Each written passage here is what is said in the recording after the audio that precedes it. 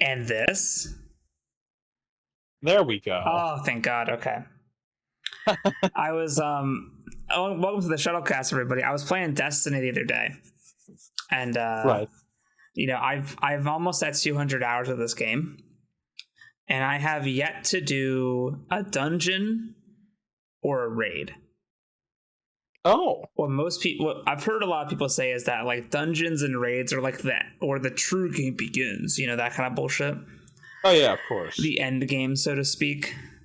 So I finally did my very first dungeon the other day, and it was a lot. Sure. But one of the reasons why my mic was kind of messed up was because like I don't know, I was talking to people in the game, not on like Discord, and the way the game interfaced with my mic, I had to turn the gain all the way up. Oh God. So I had to move it from, I know I have the mic at like a certain like gain amount that I know is like the perfect amount. So I had to turn it all the way up for them to hear me. I was like, oh God, it's not like a gaming mic that's just like, you know, ready to go. I had to like I was gonna say, I thought you were just getting into the mindset of the, you know, you gotta have the scratchy mic, and you know, did you loudly play music in the background too? I wish, because for some reason the game was weird and it wouldn't play the game music, but I didn't want to like, you know, exit out of the whole game, and like I finally got a group of people to do it with, so I was like, I'll tank the hit on this one, and we'll just play it without it's fine. Oh shit, no, that's next time. You got to have that one person on the team where every time you see them, there's a little speaker thing over their name because they've always got music playing. Yeah, or it's just constant room ambience. Yeah, yes, exactly. Never ending. But it was what is this white noise? It was a lot of fun though. I'm glad. I'm very happy I finally got to do it, because like again, I've been, you know, I've been wanting to do one forever, but those are like not matchmaking, and also they're kind of like involved in what you have to do. There's a lot of like communication, and also it's kind of when the whole like choosing your class actually like I think matters. Yeah, because you're playing it normally, like if you're a hunter or a warlock or a titan, it doesn't really like affect anything whatsoever. But I was realizing, because I'm a warlock, I have these abilities I could do that'll actually help us in the boss fight. And I'm like, you don't just like shoot it till it's dead like in the campaign. I was confused. I was like, there's a game? Yeah, you're like, wait, I have to do supporty things? I thought like I just shoot things and then I get rewards. There's like a process here. Your mic actually is a little weird. My mic's a little weird. Okay, now it's not. It was when you were laughing. I meant... We'll monitor the situation. But welcome to... This happened last time, too. It did. Welcome to Shuttlecast 19. Damn. Only 19? Only 19? Dude, it feels like there's so much more. I thought we had hit the 20s for sure. Nah, I mean, you know, like total videos, yeah, but just the the bullshit cast... That's fair. It's funny, I'll still in the tags put Escape Pod Podcast just to be like, fuck you. It was ours. Gotta get those analytics, baby. That's right. It's like when Joe and I were talking and we were like, how many Slender Nation podcasts did we do? And it was like, like 12 apparently. And I'm like, what? It feels like we did like 30 of those things. Yeah, I thought for sure that you guys did like a whole season or two. No, but there's some more for you guys. But speaking of horror, let's start off the podcast correctly. Oh, shit, yeah. We're going to talk about a movie I saw over the weekend. And it's a movie I have been, to say excited about, it would be like the understatement of the year. Yeah. This is probably one of my most anticipated movies this year, to be completely honest. Damn. This was the movie where I was like, this is gonna rock my fucking shit. I cannot wait for this movie. It's a little gem called Smile 2. Hey. I don't think you saw this. I did not. I haven't yet. Which is okay. I'll be non-spoilery, and some stuff I want to talk about is stuff that's kind of also like not directly in the movie anyway, but also of course the movie. Yeah, so I went to go see it in theaters. I saw it in Dolby, which was perfect because I don't typically like I'll try to see it in the best picture quality possible if it's a movie that I'm excited about. Sure. Whether it's IMAX or whatever. Oh Jesus, it's very big. But for this, I was like, no, I'm happy there was no IMAX, because I was like, I'm probably gonna see it in Dolby, because Dolby's the one where it's like, hey, our sound quality is amazing.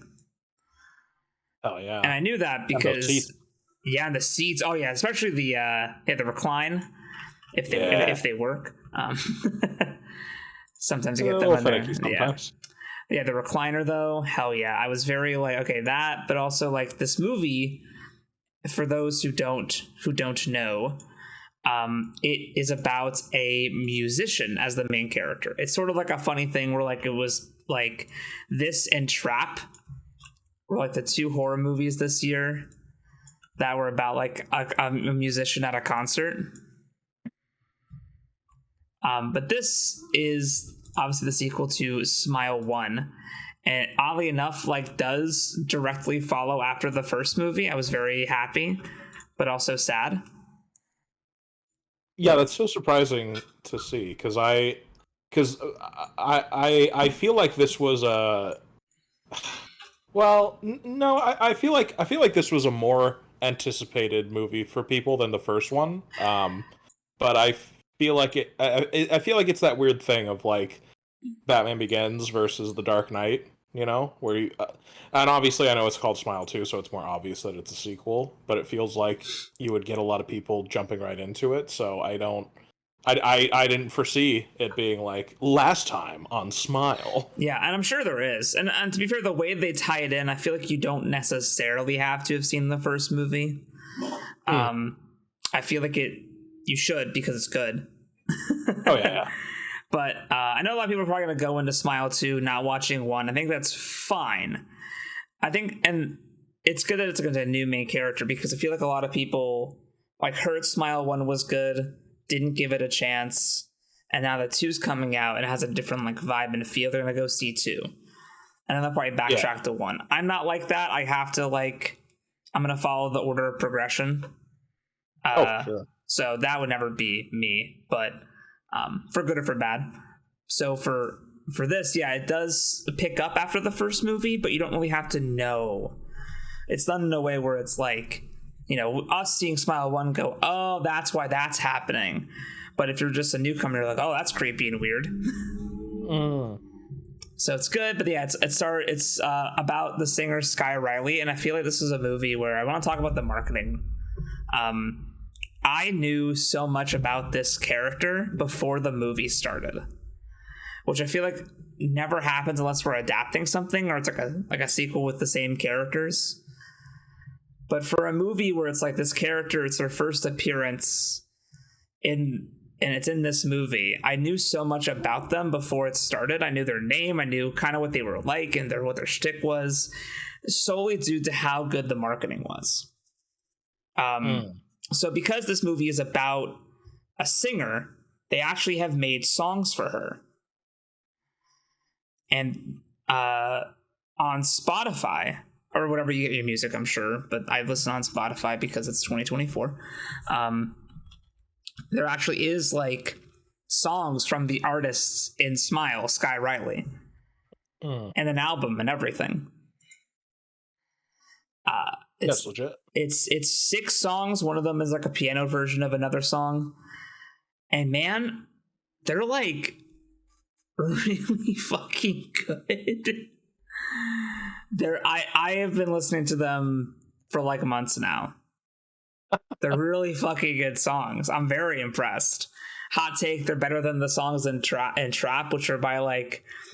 It's kind of weird to me. Like Trap was supposed to be like M. Night making a concert movie for his daughter, but like I feel like because of the way they shot, because of director M. Night, the way he did it, where it was like you kind of are always like away from her, and like you're always like you are only as close to her as the main character is. Yeah. She doesn't really become like a character until like towards the end of the movie when they get closer to the concert, where they get closer to the stage.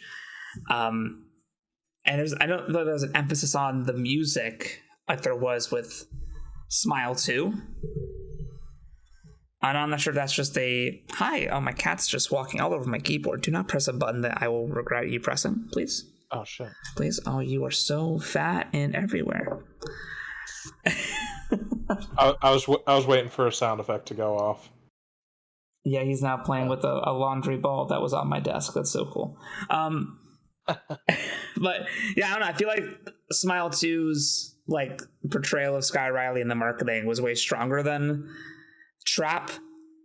Like I didn't even know until I was sitting down in the theater watching Trap that it was M. Night's daughter and it was an actual musician.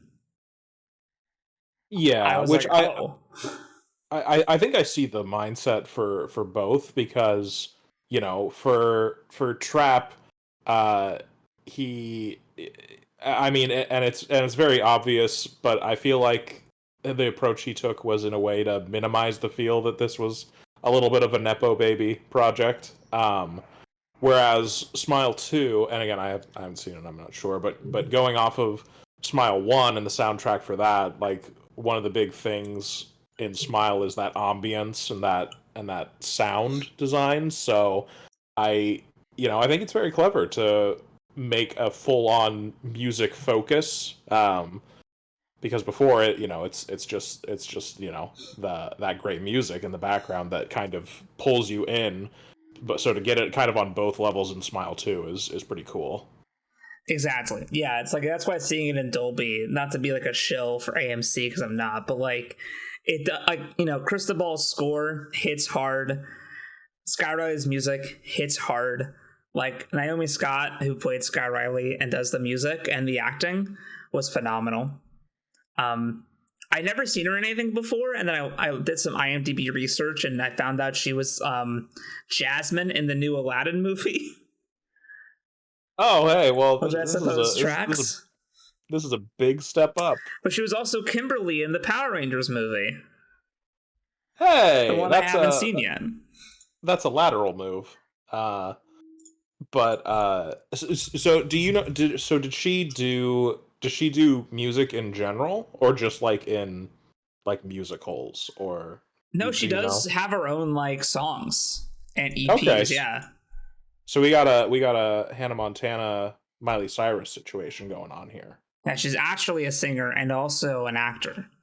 My God. Yeah, she's real good. No, her performance in Smile is incredible. Everyone does a good job in Smile.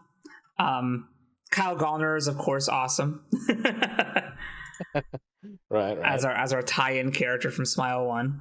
And then also has I think it's Jack Nicholson's son. I heard about that. Yeah, he actually has a very small role. I mean, yeah, I heard it was basically just a cameo. I wouldn't say that. Okay. He does have a pivotal role, but it's not like he gets a lot of screen time. Okay. Impact at club versus time at club. You know what I'm saying?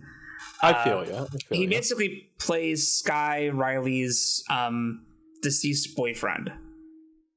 And there's a big flashback sequence with him that is so well shot. This movie is very well made. A lot of people are saying that Smile 2 is way better than Smile 1. I wouldn't say that. I'd say that this is pretty much like what I expected in terms of quality, which is high quality. Just, it's now about a singer, which is not a bad thing. Well, and you've been following this a lot closer than I have. Is this the same writer-director team whole deal? Or? Yes. Okay. Yeah, this is the same guy as Smile 1. Okay, so I would assume that I would assume it's like any. I assume he's a young director, but it's like any up and coming guy where he's refining his craft. So I'm sure there are things that he improves upon from Smile 1, but I I would be surprised if it fully eclipsed it, because again, Smile 1 is very good. Yeah, a lot of people are like, oh man, Smile 1 sucked, but Smile 2 was like amazing. And I'm like, I'm not sure about all that. Yeah, that's elaborate, Like, Smile 2 gets to have the fun of it being bigger because now it's about like a pop star. Yeah. And of course, like, you can just imagine from Smile 1, you think, oh, they're doing a Smile 2 about a pop star. Well, I wonder where the finale is going to take place. So we get to have a grander finale, because the first one's in like a fucking like dilapidated like shed. Yeah. Which is great. Like, again, the first one is... But 2 is, yeah, it has like all the same great camera work, great editing, great music, great acting. Like, everything fucking hits.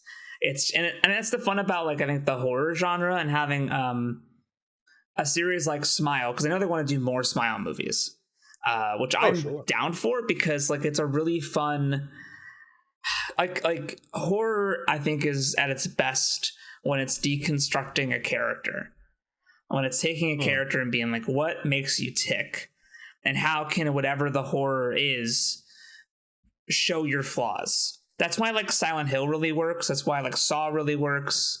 That's why Smile really works.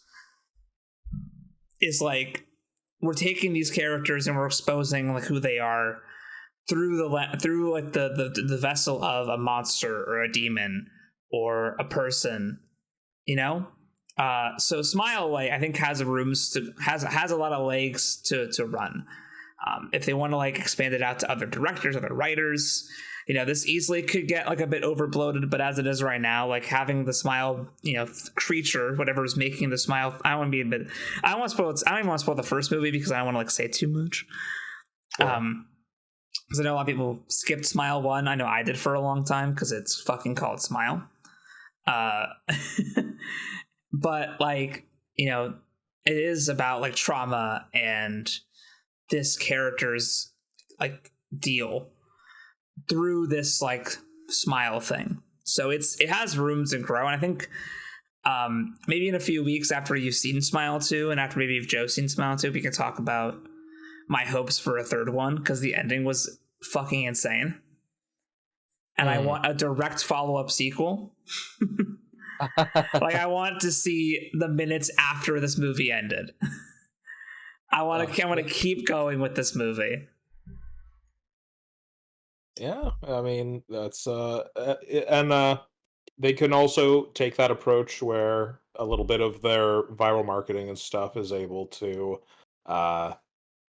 like not fill in the gaps, but kind of add some more connective tissue, because I have a wild feeling I know how it ends, and based on that, I assume you could post have a couple different, you could go full ARG in this and have multiple accounts like posting videos of, oh my god, I saw this, Yeah. So. Yeah, no, I mean, listen, it's about a singer.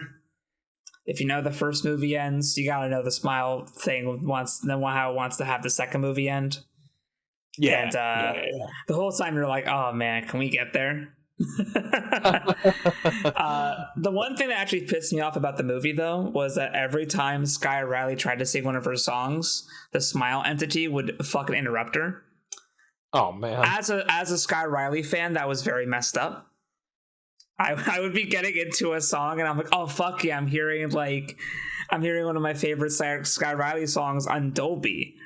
There was like a great piano version of her song Just My Name, and they get like 6 seconds into it before the Smile entity does something to fucking make her stop. Yeah. And I'm like, that's a whole 3-minute song.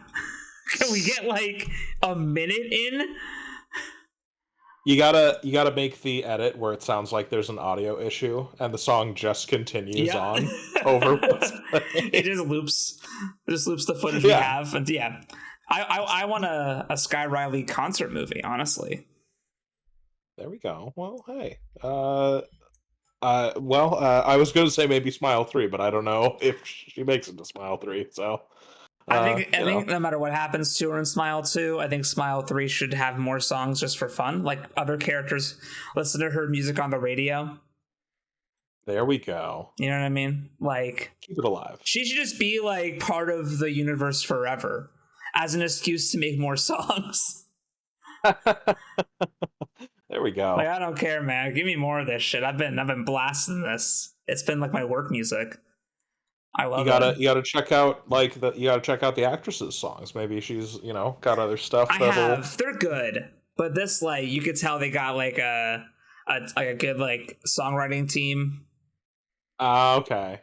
So it's like, I mean, I know she wrote, I think 2 of them she, I think, mostly wrote, but then there's others where it's like, they obviously had the funds to get like a team. Oh, sure. But I mean, definitely, like, her stuff's improved because I think she first started on music and then switched over to acting primarily. But yeah, no, good fucking movie. I want to see more to Ray Nicholson. His like one real scene that he was acting in was fucking great. What else is he in? This is a lot of stuff I've never heard about before. Oh, I mean to watch Licorice Pizza. Okay. Oh.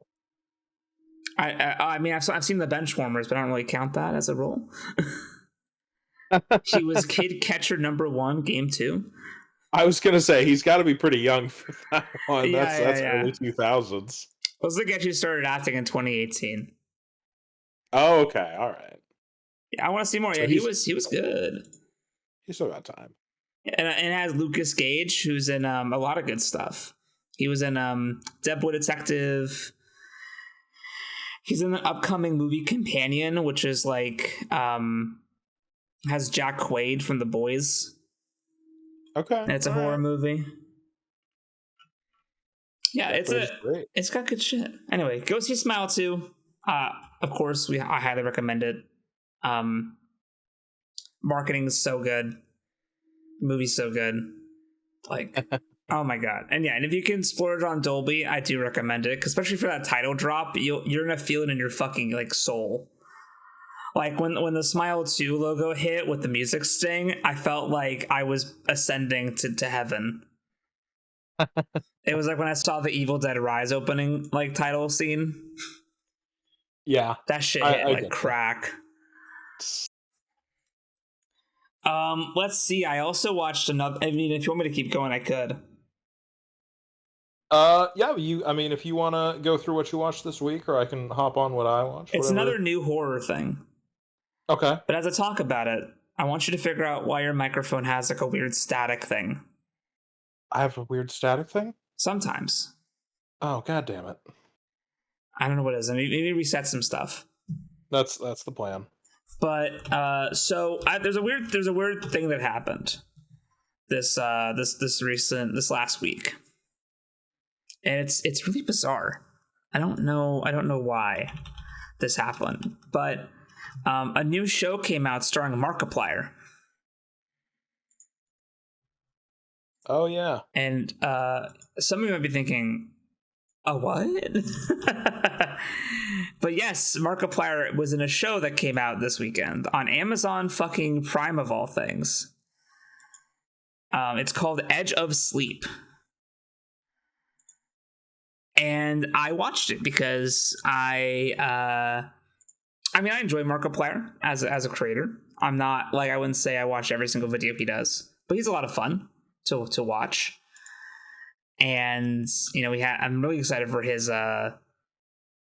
Iron Lung movie that he's been working on for a hot minute. But this was a show that he apparently shot like 3 years ago. Yeah. And you could tell because I was watching it, I was like, oh, these city shots look like COVID was happening. Oh man.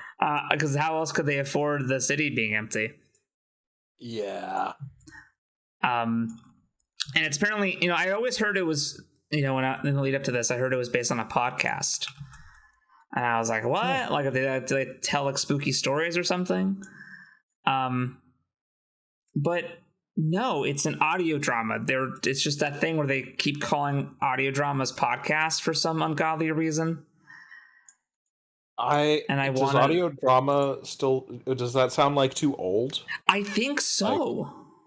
Like, to be fair, I've listened to my fair share, and I love audio dramas, but when I hear audio drama, I kind of picture like an old British woman sitting by the radio. So I understand the desire to rebrand, but also even as I record a podcast, the term podcast kind of makes me cringe. So Yeah, well, because to me, I think podcast is like two dudes, two white guys, late 20s, early 30s, talking about movies, precisely, which is what we're doing. yes. Or like if it's a horror podcast, which is what I always heard this was, I imagine like, oh, it's people talking about like things that have happened. You know? Yeah, those true crime Yeah. podcasts and shit. No, this is like an audio drama. I don't know, man. Maybe I mean, I hate narrative podcasts, but like, if you don't want to say audio drama, say narrative podcast. Yeah, just calling it a straight podcast. Now you're just losing me. Yeah, I imagine us like what we're doing. So I thought like, oh, was Markiplier just on like a thing where they just talked about spooky stuff? That sounds like a thing he'd do, sure. But no, I do. But no, it's not. So yeah, it's called Edge of Sleep, and he's reprising his character from that in this show. And what happened was, and this is all kind of from memory, but like for some reason, like the studio, the publishing company in charge of Edge of Sleep, the show, I didn't tell Mark where the show was going to be coming out on. They didn't tell him what day, where to watch it, or anything. Okay? Oh, man. No information.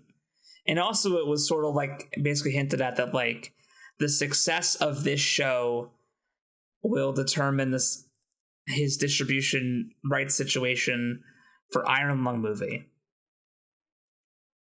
Kind of to prove like if this could do well based off of like your name alone, then we'll do your movie as like almost like a test.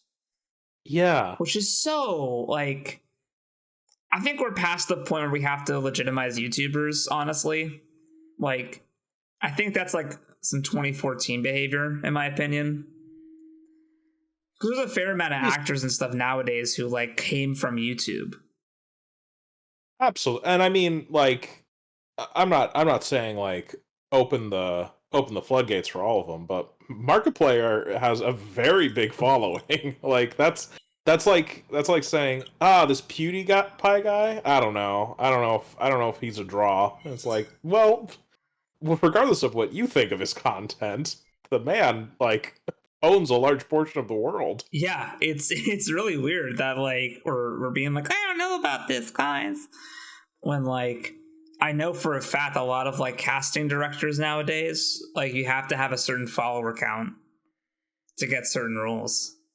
Yeah. Like I wish Joe was here to speak on that, but like I've heard this a lot where it's like send in your information, your resume, your headshots, blah blah, then also your social media account, like follower account. And it's like, what? I gotta do what now? It's like if you want to be a it's like if you want to be a verified critic on Rotten Tomatoes, and it's like send us your socials and we'll see if you're legit. And it's like, what's the metric? That doesn't mean anything. That's very funny. Anything. So this show, I think mid last week, dropped like on Amazon. And Mark was like, oh, I had been told earlier in the week it was going to come out on Amazon, but I couldn't say anything. And they had all the marketing and everything ready to go on Friday, but it just dropped on Wednesday. Oh, man. So they had like 2 days of zero marketing from anybody other than Markiplier. So, him and his fan base did their thing. I think they got it as high as like number 6 on TVs on like TV shows that week. I was gonna say I was just reading it cracked the top 10. Yeah. Oh. And I watched it, I think Thursday. I watched the whole thing in one sitting. Which you might think is weird for me, but it's because it's 6 episodes and they're 23-minute episodes. So you watched a movie. Yeah, so that shit's easy to me. That's whatever. Oh yeah, yeah. So what did I think of The Edge of Sleep? It was fine. So I think that to be like, okay, again, I like Markiplier. I like his content. I like his personality. He's like a really wholesome guy. He's really trying to do interesting stuff. However, his acting from 3 years ago, because I have to clarify that, because it's not like that he did this like last year and this is like his most recent shit. This is like 3-4 years old acting, right? Sure. It's fine. I'm not sure if part of it is because I know this is Markiplier.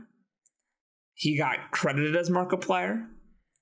And which is fine because you have people like Aquafina and shit and Zendaya. Oh, sure. So that could work. But yeah, I don't know if it's because I know it's Markiplier that it was hard to buy it. Because to me, when Markiplier was acting seriously, like he plays a character that you wouldn't think he'd play. Like his character Dave in the show is like sad and tired and has a lot of guilt and trauma, which is not a character that you'd think Markiplier would be playing. But he does it. And I'm not sure if it's because I know he's goofy, funny YouTube man that when he puts on like his like kind of like serious like depressed gruff voice, I just imagine Markiplier doing a voice and not an actor acting. Okay.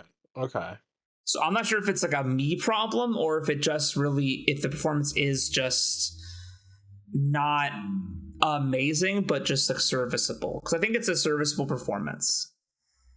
Well, see what you got to do is you got to go back and watch his Soma playthrough, and then like as the existentialism and all of that starts to hit him, then you get that peek under the hood, and you're like, okay, yeah. So it's 6 episodes, and it's a really interesting concept where essentially, to give it like not like a super spoil. Again, it's like a 2-hour movie, but like essentially the plot is everyone who has fallen asleep dies. So Markiplier and his friend are like night watchmen, and then after work they go to a party, and by the time the party's over, like they've realized that everyone who's fallen asleep, like people who fall asleep at the party are like dead. So they bring them to the hospital, and like they find that a lot of people are dead. Oh. And then that's when the mystery begins. Of like, wait, why? So it's a really interesting show. It was a good 6 episodes. I think that every other actor, especially there's like a nurse character, and she fucking acts circles around him. And then his friend also does a really good job too. Yeah, they really are out acting him. I think that's to be expected. Yeah, which is fine. It's just like, wow. It's like, man, like they're really like these people are giving like performances, and he's like, yeah, but like I'm sad. And again, he works. It's just like it doesn't help that like when you put him next to other actors who've been doing it for like 10 years, you're like, man. Whew, okay. I'd say the best parts of the show for me are when like they're up for like 2 days straight, and the editing and the camera work and the effects sell the like delirium of being up for like 2 to 3 days. Sure. That's where the show, I think for me, I'm like, ooh, I think it's like really good. Like there really are. There's like a bit like it's episode like 4, 5, 6 when they're like they've been up the whole time, when the editing and the camera work really sell the like they've been up for this whole time. And like this like there's a bit where a character's like falling asleep and everyone's like freaking out because they can't wake her up because it's been like 3 days, and they're trying to like find where they put the adrenaline. And as this is happening, like they're getting more and more muffled in the audio, and the aspect ratio is slowly closing. And I'm like, yes, dude. That's really good. Or like someone's trying to talk to someone else, and they're like half their face is like stretching off screen. You know, it's like, oh, okay, yeah. So there's some good stuff in it. I think honestly, for me, I kind of wish there could be a second season, because the way it ends, I'm more interested in the story after this than the story they told. Okay. It's like a very good like start to a story. Do you know if they plan a second season? I don't know, and it seems like based on the descriptions of the episodes of the audio drama that this is also where that ends. Oh, okay. But to me, I'm like, man, like I think whatever's going to happen next sounds way more interesting than how we got here in the first place. But I'd say give it a watch. I mean, it's a small production. It's a YouTuber who wants to like break into a new medium. It's got interesting concepts. It's got good editing. It's interesting. I feel like they have a concept that is like punching above their weight class, but they're really fucking trying hard to nail it. Okay. So I would recommend it again. It's like six 20-minute episodes. It's like a movie. The opening theme song's really good. And also the opening sequence is like the best part of the show for me. And sometimes because I'm like, damn, that's a really well edited opening. It's got some interesting effects. There's some dream monsters that are gross. In a good or bad way? In a good way. Oh, good. Okay. Yeah, the Elephant Man. Oh, that's a surprise tool that will help you later. I've never actually seen the movie, but that too. I Yeah, heard tragic condition. Yeah, no, a different thing. But yeah. Oh. Oh god, what else did I watch this weekend? I don't think I watched a whole lot else, honestly. Let me look at my letterbox. I don't think I even like tracked anything. I've been burning through Kamen Rider Fies, which I'll probably talk about in a week when I finish it. I have like 3 episodes left. Nice. So how many is it? Like 50? It's 50, yeah. Nice. So I think when we hit episode 40, we watched like 7 in a sitting, and then I was like, it's 11 o'clock. I have work in the morning. I would love to keep going. I can't do this right now. I went to the movie theater. Since nothing interesting came out this weekend, no, that's not true. No, that was last weekend. But on Wednesday, I went to the movies and I saw Happy Death Day. That's right, the re-release. It was so fun to see that again. And I think I never got to see it on the screen. Oh, really? Yeah, I think I just saw 2. I think it was a case of like, I didn't catch one because I was like, that sounds stupid. It's the Smile thing where I didn't see one because it sounded dumb. And then everyone said it was good. Then I watched it and I was like, oh, this is good. Sorry. Well, I mean, you saw the trailer. It had the fucking great song. That's not in the movie. That is the one weakness of the movie. But I was hoping that for the re-release they might have gotten the rights by that point. But they did not. Oh, that would have been so good. But yeah, I was like, because I went to see it just because I was like, this looks like dumb fun, and I was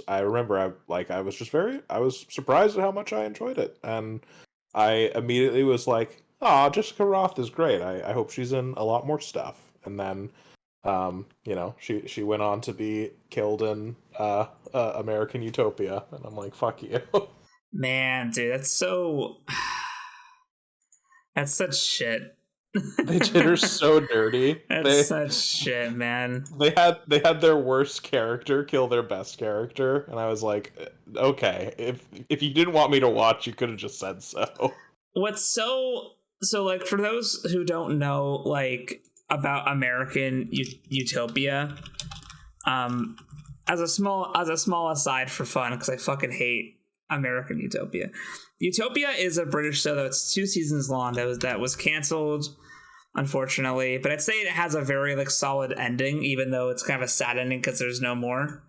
But I like it, honestly, because I kind of agree with the bad guys. Sure. uh and it ends and you're like, oh man, okay, I guess so. But they had an American version for Amazon, and you're like, okay. And then it has I think it's by the Gillian Flynn, who made Gone Girl, who wrote the book Gone Girl and helped with the script for the movie Gone Girl. Oh. And you're like, okay, like Gone Girl's really good. And then you watch it, and American Utopia like absolutely sucks shit. And they did a weird thing where like they combined the personalities of a bunch of the main characters into one new character. And because all the main characters like personalities and interests and like, you know, wanting to survive and like fight all went into this one character, you were like, wow, she's like the most interesting character. And then like another character, like out of character for her, at least with the British original show, kills her. And we were like, what?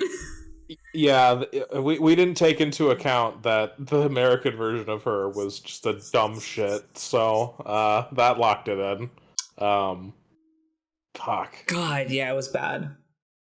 It was bad. We were like, you know, we had this masochistic semi-pact of like, we'll just watch it and laugh at how shit it is, and then that happened, and we were like, oh, it's like it was like mostly cringe bad anyway. Now I'm like, I don't think I can get any enjoyment out of it at all. Yeah, the one character we were like, you know, I can anchor myself to this character. Gets killed. I can laugh at the dumb shit that happens around them and be like, but you're great. And then shit. It's shit. Please avoid at all costs. Watch original Utopia. Yeah, let American Utopia burn to the fucking ground. Yeah, if you want to get a good, complete arc of British Utopia, watch both seasons. There's 6 episodes apiece, so 12 episodes. Stereotypical Netflix show. And then watch the movie Children of Men after. And you have a perfect... Which I do still need to watch. Yes, dude. You need to get on that, yeah. Next time I do my Utopia marathon. Yes. But, yeah, I've been mainly just watching Kamen Rider. It's the thing where like the first 30 episodes of Kamen Rider are like, the first 10 are like, okay, here's the gimmick, here's what we're doing, here's the characters, and then the next 20 episodes are like, we're having fun dealing with the problem of the week and like setting up our characters and exploring them a little bit and having fun. And then episode 29 is like the funnest episode ever, where everyone's happy, nothing bad happens. And then from episode 30 to 50, it is like the most depressing, saddest show imaginable. It gets me every time. It's like, yeah, once you're like towards the end of the 20s and there's a really happy episode where there's no problems, you're like, I bet this is the last time anybody will feel joy for the rest of the show. And then it hits 30 and you're like, oh, cool. I love that the main bad guy has a second form. Or, there's another deeper evil or bad guy. Or, oh yay, someone just betrayed the group. It's a good time, man. I'm glad. That sounds great. So I've been unable to watch anything else. That's fair. Well, I've been watching quite a bit. I don't know if I'll talk about all of it because it's been a lot. But I got all caught up on the VHS franchise. Oh yes, dude. So why am I on Josiah's letterbox? That's not you. I think last time I had seen up to 94. Yeah. So I feel bad that I have kind of went. They all blend together. The thing that really hit me once I hit VHS Beyond was I was like, these are all kind of blurring together in my brain. And I can only give the vague description pretty much, but I remember VHS 99 I thought was really good. I put it on par with 94, that I think most people think is the best one. I really like that 99 decided fuck the frame narrative, and it like just has little stop motion segments in between. It like kind of gives this feeling that I feel like more of them should have done, but it feels almost like several different things were taped onto the same VHS. That's like the VHS we're watching. Real quick, I wanna warn the viewers at home for this jump scare. Okay, there we go. Oh, because I had to put I grabbed this scary image from VHS Beyond to use for the thumbnail, and it's pretty creepy. I wouldn't want to just put it on the screen without any warning whatsoever, because it is quite it's this weird tall man with like white eyes holding like a baby. Oh, okay. I don't have the context for this. I'm just like, this looks fairly thumbnailable, but I didn't want to, like, if someone just had it on the side, I didn't want them to like have a fucking heart attack. There you go. That's very considerate of you. But yeah, VHS 99, a lot of fun. High recommend. Oh no, you VHS. Oh god. Oh, hello. Hi, welcome back. Am I okay? You're good now. Okay. Am I fixed from when I was fuzzy before? I'd say you're not as you're definitely better than before. Okay. But there was just a moment where GLaDOS took over your computer. Oh, like might be just my Wi-Fi. That's weird. Anyway. Jesus but Christ. Yeah, so VHS 85. I immediately lost interest. Oh no. And I was about halfway through the first short when I became very sleepy. So I decided to start doing my finances because I figured that would be more entertaining. So I missed some of it. No fucking way, dude. Kids, it's important to look over your monthly budget periodically to be up to date on it. God, you're not wrong. But so fuck. So this one, the thing that they kind of hyped up was, two of our shorts are actually like a part 1 and 2. They're connected, and it's like, well, nothing really happens in part 1, and then it's an anticlimax in part 2, so it just sucks.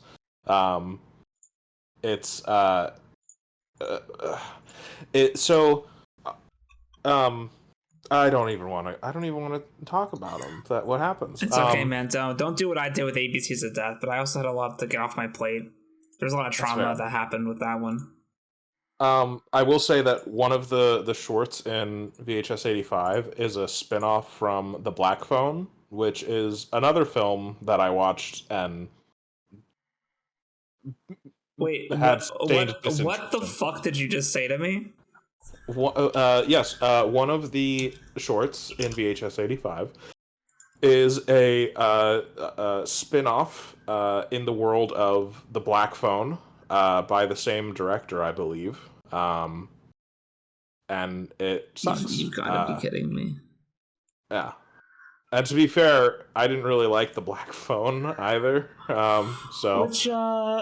Which short is it? It's oh fuck, what is it? I'm sure you don't know the name off the top of your head, but it's Dream something? Dream Kill? Dream Kill. What the fuck? Yes indeed. Yes indeed. It is a kid has dreams of murders before they happen, but the dreams are on he gets them on VHS. Okay. So it's like, I don't know. It's this weird non-element where that's kind of just the supernatural gimme, and that's what I hated in The Black Phone, because the gimme with that is he gets taken by a serial killer, and then ghosts of the previous victims are able to call him, and it's like, how did that happen? And it's like, does the serial killer know? Does that have anything to do with what he does? And they're like, no, he has no idea. He can't hear us. And it's like, oh, these concepts don't gel very well. Um, I mean, fuck, say what you will about Longlegs, but at least Nicolas Cage was actually a Satanist, so it played in some way. Yeah, Black Phone's like fine. It's not like It's fine. It's not amazing. I mean, it's by the guy that did fucking Sinister, so I'm not really like holding out a lot of hope for it to be like very good at all. Yeah, no, it's this guy's directing career is funny to look at. No offense to this man, but well, I now know that 2 of his entries are Black Phone and Sinister. So let me hit you with his directing films. Please. Okay, his first movie, Hellraiser Inferno. His second movie. Pretty sure that's one of the bad ones. Oh yeah, The Exorcism of Emily Rose. Uh-oh. The Day the Earth Stood Still with Keanu Reeves. Oh, fuck! Sinister. Deliver Us from Evil with Eric Bana. Okay. Doctor Strange, then The Black Phone. Oh, man, and, yeah. Those are good. I haven't seen Deliver Us from Evil. And I don't know if I've seen Sinister. I always mix up. That's okay. I always mix up Insidious, Sinister, and The Conjuring. They're all just the same in my brain. I didn't like Sinister very much. I actually like Sinister 2 a bit more. Okay. All right, which was someone else. Yeah, I mean, I think he wrote it, but yeah, it was someone else directing it. Yeah, but I mean, based on that, when your best film is Doctor Strange, oh boy, Oof. I don't know. But yeah, and then VHS Beyond was a lot of fun. I think I would have enjoyed it more if I hadn't been watching the other one so close together. You needed a buffer. Because I needed a buffer because when I was watching VHS Beyond, the frame narrative of it is like this it's like a very straightforward UFO documentary, and I'm kind of digging this. Like, I could just watch this, and then like the short would come in, and I'm like, no, you're interrupting. So crazy. Yeah, it's literally like, it's like they put on a UFO documentary and then they just plopped in the shorts. So I'm like, no, now I'm gonna miss like 20 minutes of this documentary, and I'm not gonna know what the fuck happened. That's awesome, dude. That's actually really funny that they axe the frame narrative for it to just come back so much stronger. Yeah, it's man, and like so. But there was a lot of fun stuff. We got the Mike Flanagan written short, directed by Kate Siegel, and that was obviously the best one. Good, thank God. I mean, it's the last one. Typically, either the first or the last ones are the best. Yeah, they either start strong or they end strong. I did really like the Live and Let Dive one. I don't know. Are you all caught up? Have you seen these? The last one I saw was the one with Rama in it. I'm very behind. Okay. So you are behind. But yeah, it's this one where it's a guy has strapped a GoPro to his helmet because he's gonna go skydiving, and then they crash into a UFO and fall out of the plane, and that's very cool. They all kind of get a little repetitive, except for the Mike Flanagan one, because they're all kind of like, oh my god, I can see this monstrous alien thing, and they're running around, it's coming towards me, that kind of thing. And like, I know it's always found footage, but this one felt more repetitive. And then you get the Mike Flanagan that's like, the aliens are actually a metaphor.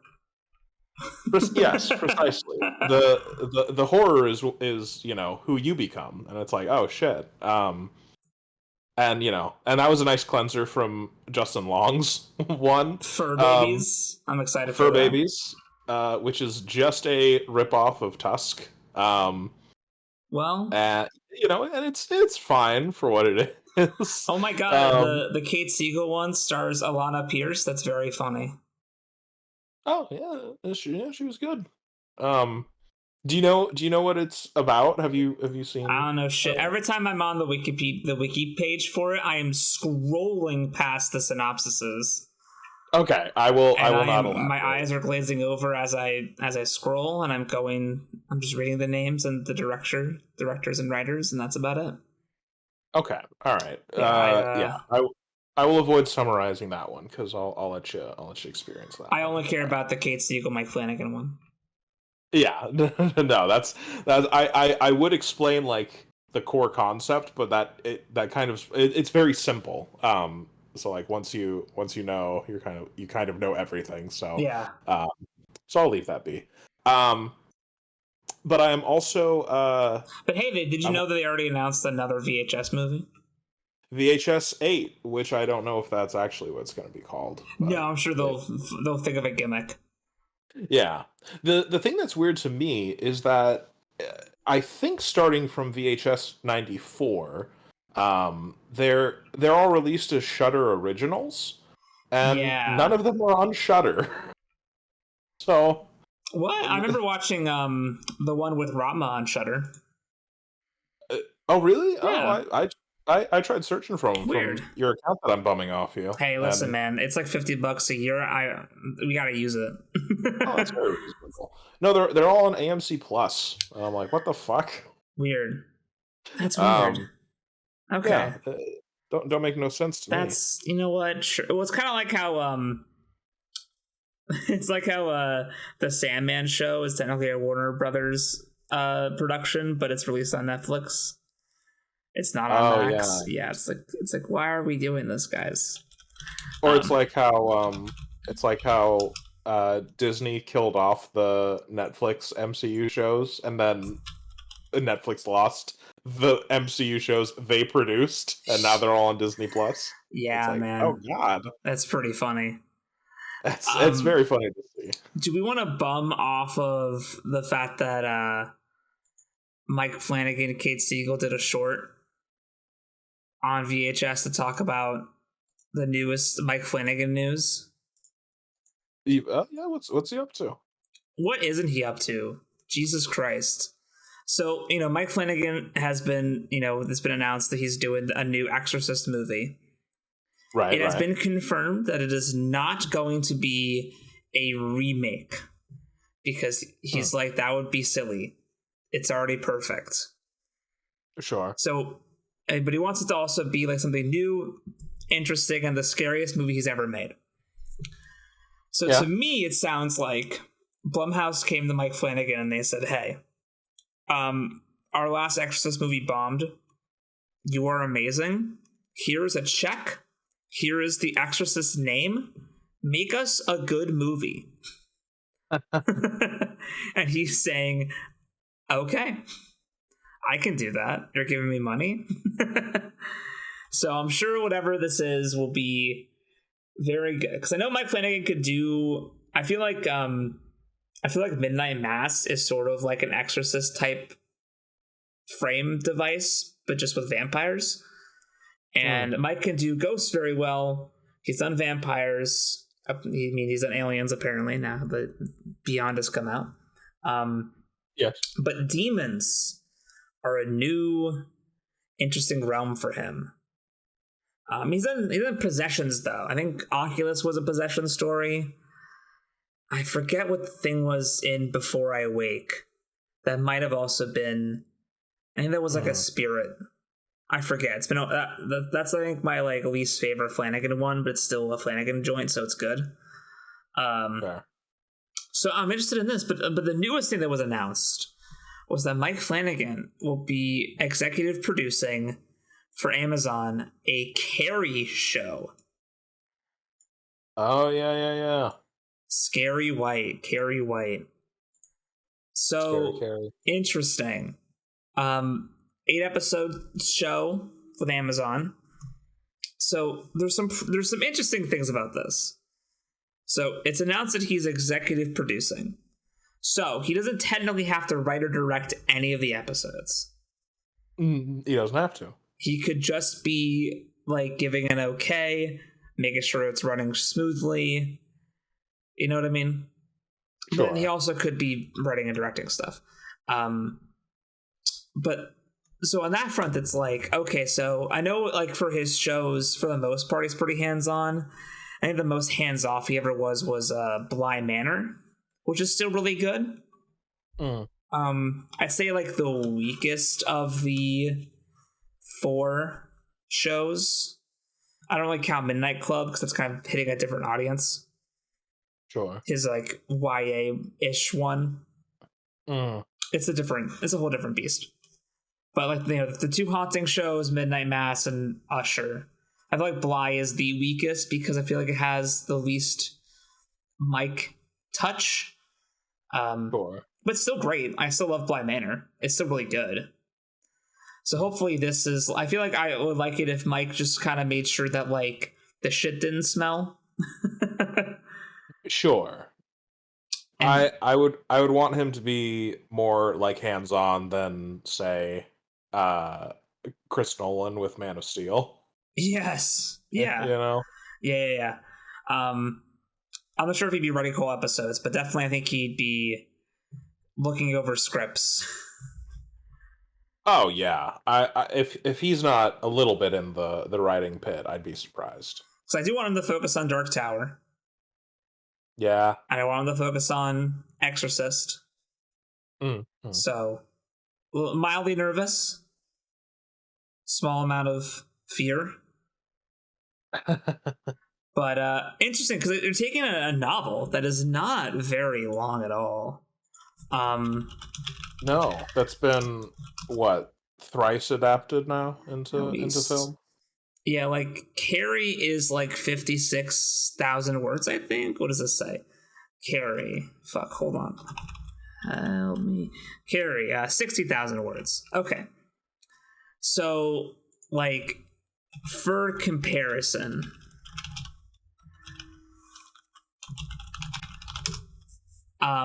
that's like 16,000 words less than Harry Potter and the Philosopher's Stone.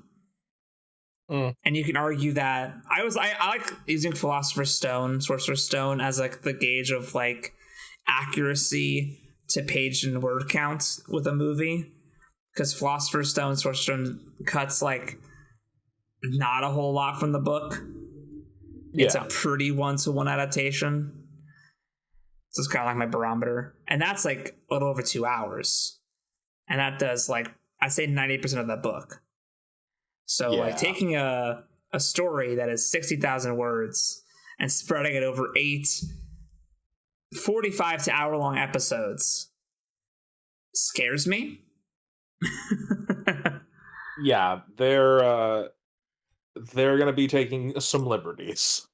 Yes, so hopefully it's going to be a more modern telling of Carrie. I assume there's going to be smartphones and TikTok, and I'm sure Mike and whatever team he assembles will transform the story to A, be longer, obviously, because it has to be, but B, probably touch on more themes of like, you know, being a girl, growing up, and being different, and having your body change. Sure. And I'm sure they'll dive way deeper into that and really explore it. And then I'm sure the last episode will be the prom. And it'll be an hour of and I hope I fucking see directed by Mike Flanagan for the last episode. I was gonna say it's got to be the first or the last. I feel like the first is when it's like, okay, they stopped caring after this one. The last is when it's like, okay, Daddy needs to take the wheel. Yes. But yeah, you just know episode 7 is going to end with the bucket tipping over, cut. Yeah, and then episode 8 opens, directed by Mike Flanagan, and then my dick gets hard.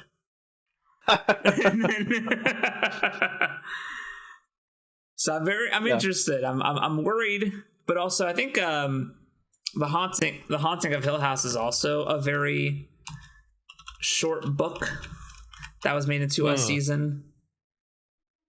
There's no word counts. About 64,000 words. Okay. But also, how many episodes was that? Was 8, I believe. No, 10. That was 10 episodes. Oh, all right. But also, like, it's completely different from the book. Yeah. Like in the book, they're like investigators going to the house and they're staying there to investigate the haunting. Whereas in Mike's show, they're like all the investigators are now actually family members and they used to live there as kids. It's about the trauma of being in the house and then eventually going back to it. So I'm wondering how much he changes, because I know he has a really good relationship with King. He does. So I'm not sure if like he wants to. I could see him really fucking changing things because it's the third or fourth adaptation. I can see it both ways because I think that he makes very. I think he makes very accurate adaptations of Stephen King works, like for better or worse. For better or worse. The most that is changed to my knowledge, and I don't have a deep, extensive look at it, but the one he changed the most was Doctor Sleep, and even that was like, you know, what was different from the book was more similar to the Shining book, so it wasn't even like wholly a completely different story, you know what I mean? Yeah. So yeah, that's all I got on just more Mike Flanagan. They just keep throwing stuff at this guy to do. I think he needs a break. Well, speaking of needing a break, oh fuck, I just saw what we were gonna talk about. I don't know how that segue ends, but I watched both adaptations of It. I was kind of leading you there with the Carrie Stephen King. Exactly. That's why I was like, this makes the most sense. But yes, I watched the Stephen King's It, the 90s miniseries, and then the newer It and It Chapter 2, which I had not seen since It Chapter 2 came out in theaters. So it's been a good long while. It's been 5 years since Chapter 2 came out. Oh god. Really? Yeah. Since we got high and ranted about it. That's right. It's a good video. It's a good one. But it was very funny because I had kind of I ended up having kind of the opposite experience with part 1 and 2. And I think that I think that it kind of explains it. Because I watched first I watched the miniseries, which is great. Tim Curry is a fucking godsend and it's wonderful. Most of the acting is pretty terrible otherwise, and the effects are goofy and silly, but it's so much fun, and it's impossible not to love. But it's funny because I remember thinking that It Chapter 1 was like perfect. Really, really good. Yeah. And like I remember seeing it and being like, oh yeah, this is how you should do horror movies.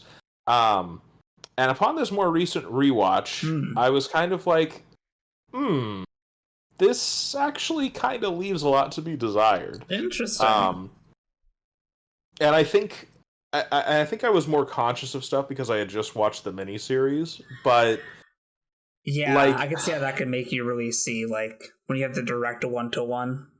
Exactly, because on paper, when they first announced the project, I was like, okay, it's really smart that you do just part 1 be all the kid stuff and part 2 be all the adult stuff. It makes sense. Perfect. But then when I'm watching it, I'm like, the structure ends up feeling kind of weird when you do that, because the way it worked in the miniseries, and I assume the book, which I have not read because I don't want to read cheese pizza at the end. Yes, group cheese pizza too. There's a party and everything. It's a little crazy. Yeah, it's too much. It's too much for me, man. I'm not lactose intolerant, but like, fuck. That doesn't work with the metaphor. So no, but it was so stupid that I kind of liked it. Thank you. So the way it works in the miniseries is you have the setup of perfect. The adults are being called back. And with each adult that we meet, they have their horrific flashback to what happened to them in their childhood. So we get, we get Stan, oh my god, I have to go back. I remember what happened to me as a kid. Ben, oh my god, I have to go back, and all of that.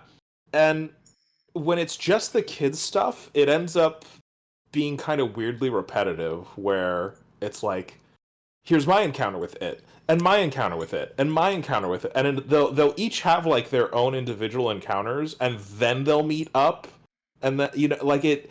I feel like it doesn't breathe as well. It was kind of weird. And also it had the need to, for each and every jump scare, it's got to have the big boom jump scare sound to, remind you that you should be scared by this thing, where, you could just let the visuals breathe and, deliver the message themselves. A more talented director, like someone say, I don't know, Mike Flanagan might have might do jump scares a bit better. Are you suggesting that Andy Muschietti isn't as good as Mike Flanagan? I might just. You're right. So with that in mind, I know Mike Flanagan's better because he would never do a superhero movie. That's a good fucking point. I really hope that clip never ages poorly. I hope that clip is always pristine and mint condition. Just wait. What would they even get? Ghost Rider? I don't know. Anyway. I mean, John Constantine. Yeah, it's funny. It'd have to be a weird one. If they ever try Hellboy again, Yeah, or like a Preacher movie. Yeah, there we go. I feel like Preacher is adjacent to Dark Tower. Basically, But anyway, yeah, so It Chapter 1 had devalued quite a bit. Still very good on like a performance level and a technical level and all that, and I do really like Bill Skarsgård, even though I think he's a little bit too over the top in Part 1. But I feel like because my view of Chapter 1 diminished, my view of Chapter 2 actually somewhat improved. I still don't think it's as good. But I understand more of what it was trying to do. I think the problem is it kind of just ends up being very samey. Where like I would say in the miniseries, there's a difference between the Pennywise that is haunting them as kids and the Pennywise that is fucking with them as adults. Yeah, from what I remember, it felt like Tim Curry's Pennywise with the adults was like, God damn it, can you kids just fucking go away? Yeah, like he was kind of like upset that like they got away and now that they're back as adults. It's like, I don't care. Yeah, he's fucking pissed off. And like, and I'm not saying there's none of that with Pennywise. There's more of it than I remember, actually. In It Chapter 2. But like anytime he's going after a kid, it's like, oh, okay, he's just doing the same old shit. It's as if they didn't stop him in any way in Part 1. Like, he doesn't seem in any way diminished or frustrated or anything like that. He's just doing his shit. But I will say at the very end, once they've broken into his lair, there's this really good subtle change to Bill Skarsgård's performance. It feels a lot more like especially when he's talking with Ben. I forgot that he does give him the "kiss me, fat boy," which is great. But it feels like his taunting and mockery is less like him talking down to them like an adult to a kid, and it's more like him trying to be mean. Yeah. Just being like, fuck you. But yeah, so that part was better than I remember. I forgot how fucking great the cast was for the adults. I literally always forget that it's like James McAvoy, Jessica Chastain, Bill Hader, like a really fucking good cast. Yeah, like too good of a cast, honestly.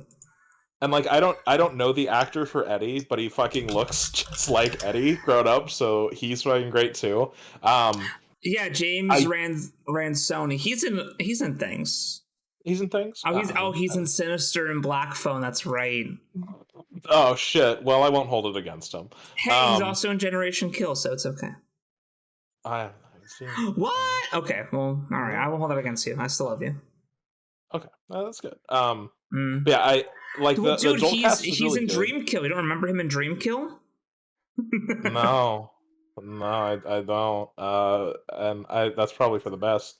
Um, but yeah, the weird thing is, I feel like there's less chemistry with the adult cast than the kids cast, which is so weird because they are all so great.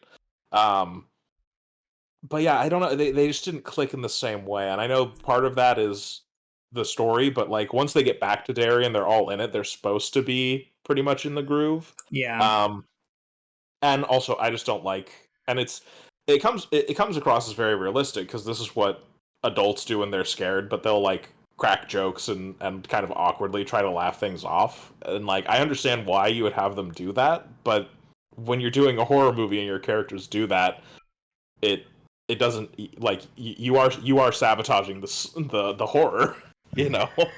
Yeah, one of the things that struck me from our conversation about It Chapter 2 was like there were some bits where it tried to be funny when I was like, no.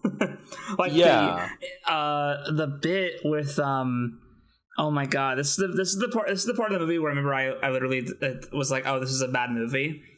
Was when it's Eddie and then the puke monster pukes on him and then it starts playing Just Call Me Angel. I remember being like, I literally thought someone was like it was a mistake. Someone was playing it like on like a speaker in the theater, and then it dawned on me, no, this was in the movie. Yeah. On purpose. Yeah. And Andy Muschietti looked at that final cut and was like, perfect. That's my vision. Send it. Yeah. Or when Eddie and Richie spend like 5 minutes in front of the 3 doors. Yeah. Like, oh no, not scary. Oh no, very scary. Oh no. Oh, oh my it's god. like, oh, okay. Fuck me, right, dude. Also the random like the so I said in my letterboxd that the solution in transitioning from horror around children to horror around adults is to have a little bit more nuanced of horror, not just jump scary stuff, but more psychological and stuff. Mike Flanagan, and the most it does is have Pennywise floating down towards Bill Hader and being like, "Hey, I'm gonna tell everyone that you're gay," and it's like, "What? Wait, what?" I mean, it's 2020 Pennywise. I think his friends might be okay with that. He's a performer in New York, and he's afraid of being outed. Also, like, and I remember when they were filming this, they were like, "Oh yeah, we filmed stuff during part 1, so that there's still some childhood stuff in chapter 2." What a lie! Then you watch what a fucking lie! That was such a fucking lie. You see Ben is like fucking half a foot taller. Like, yeah. Oh, you didn't film this all the same. And then that's when they have all the Richie stuff as a kid, where it's like, see, look, there's hints that he's gay, and it's like not a single fucking scene in chapter 1 indicates that. So you fucked that up. But yeah, it's just so funny because rewatching that scene, he's literally like floating down on balloons, and he's like, "I'm gonna tell them your secret," and it's like, you kill people, you eat children. This is your big one. This is what's gonna destroy Richie. That might have worked back in like the 1990s, but this is 2020, baby. Yeah, see if they had done that in Stephen King's It, I'd be like, oh shit, there we go. So yeah, it was, I would say, with part 1 not being as good as I remember, and that subsequently making part 2 better, it was an all-around better experience than the last time I watched both. But is it worth 5 hours to get that version of the story? I'd be interested to see the fan edit that splices it back together. I was about to say I feel like this is prime real estate for a fan edit where we recombine everything. Yeah, exactly. Get it all back in order. cut what cringe comedy we can to make it a little more consistent. Yeah, let's see what else. What else did I watch? Oh yeah, I watched the Prince Valiant movie, which was great. Oh I hell, highly recommend it. oh hell yeah, Prince Valiant. Yeah, no, it was a classic. Granted, this came out in '54, and I've only read the first 2 years of the comics, so I was missing a little bit of context. But I still feel it did a great job. So for all the Prince Valiant fans out there who haven't watched the movie, check it out. I'm gonna have to I'm gonna have to convince Sean to watch a Prince Valiant movie with me. It's so good. He's got the iconic Farquaad hair, and it's like. Oh, I'm seeing it. I'm gonna. It's going in the thumbnail. Yeah, I'm on it. It's so good. Oh, fuck. But I also, I took my weekly trip to The asylum. Oh my god. And this week was a little film that was formerly titled Vampires vs. Zombies. It was subsequently retitled Carmilla the Lesbian Vampire. I've heard of that. Okay. Yeah. See, you lost me, and then you had me back. Yeah. No, I know how to reel him in. He knows his audience, everybody. And some of this was funny bad.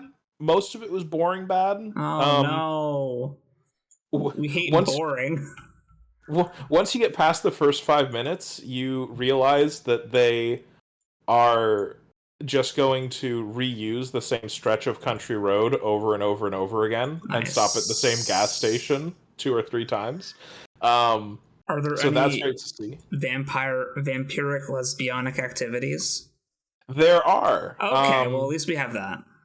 Yeah, it's Prince Valiant's sword is giving me a fucking problem here. Is this worth it? Is this worth it for the minute you spent talking about it? Of course. It's because his sword is jagged. That's why it's freaking out. Okay. Oh yeah, it's listen, it's detailed. He's been in combat, bro. Prince Valiant doesn't fuck around. Nah, dude, he's a fucking Viking. It's great. What was that thing? Was it you that posted a Prince Valiant thing in the group chat the other day? I could have. I don't know. It might have been about the movie. It might have been. Anyway, vampire lesbians. Vampire lesbians. Yes, they're the lesbianic experiences were brief, but like quick and dirty about it. But yeah, so I it's kind of a hard. I don't know what the story of the movie was really. There's a guy and his daughter that are driving down this road. And anytime they are filming inside the car is going about 5 miles an hour.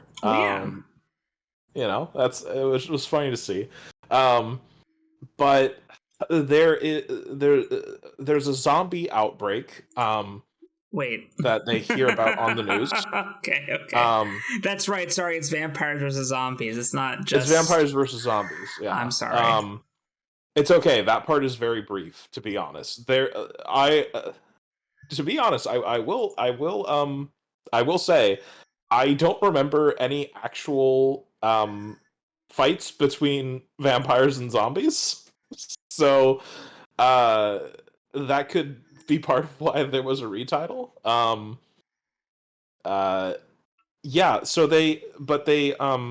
So there's an outbreak of people experiencing rage. One of the symptoms being murder, that they say on the news.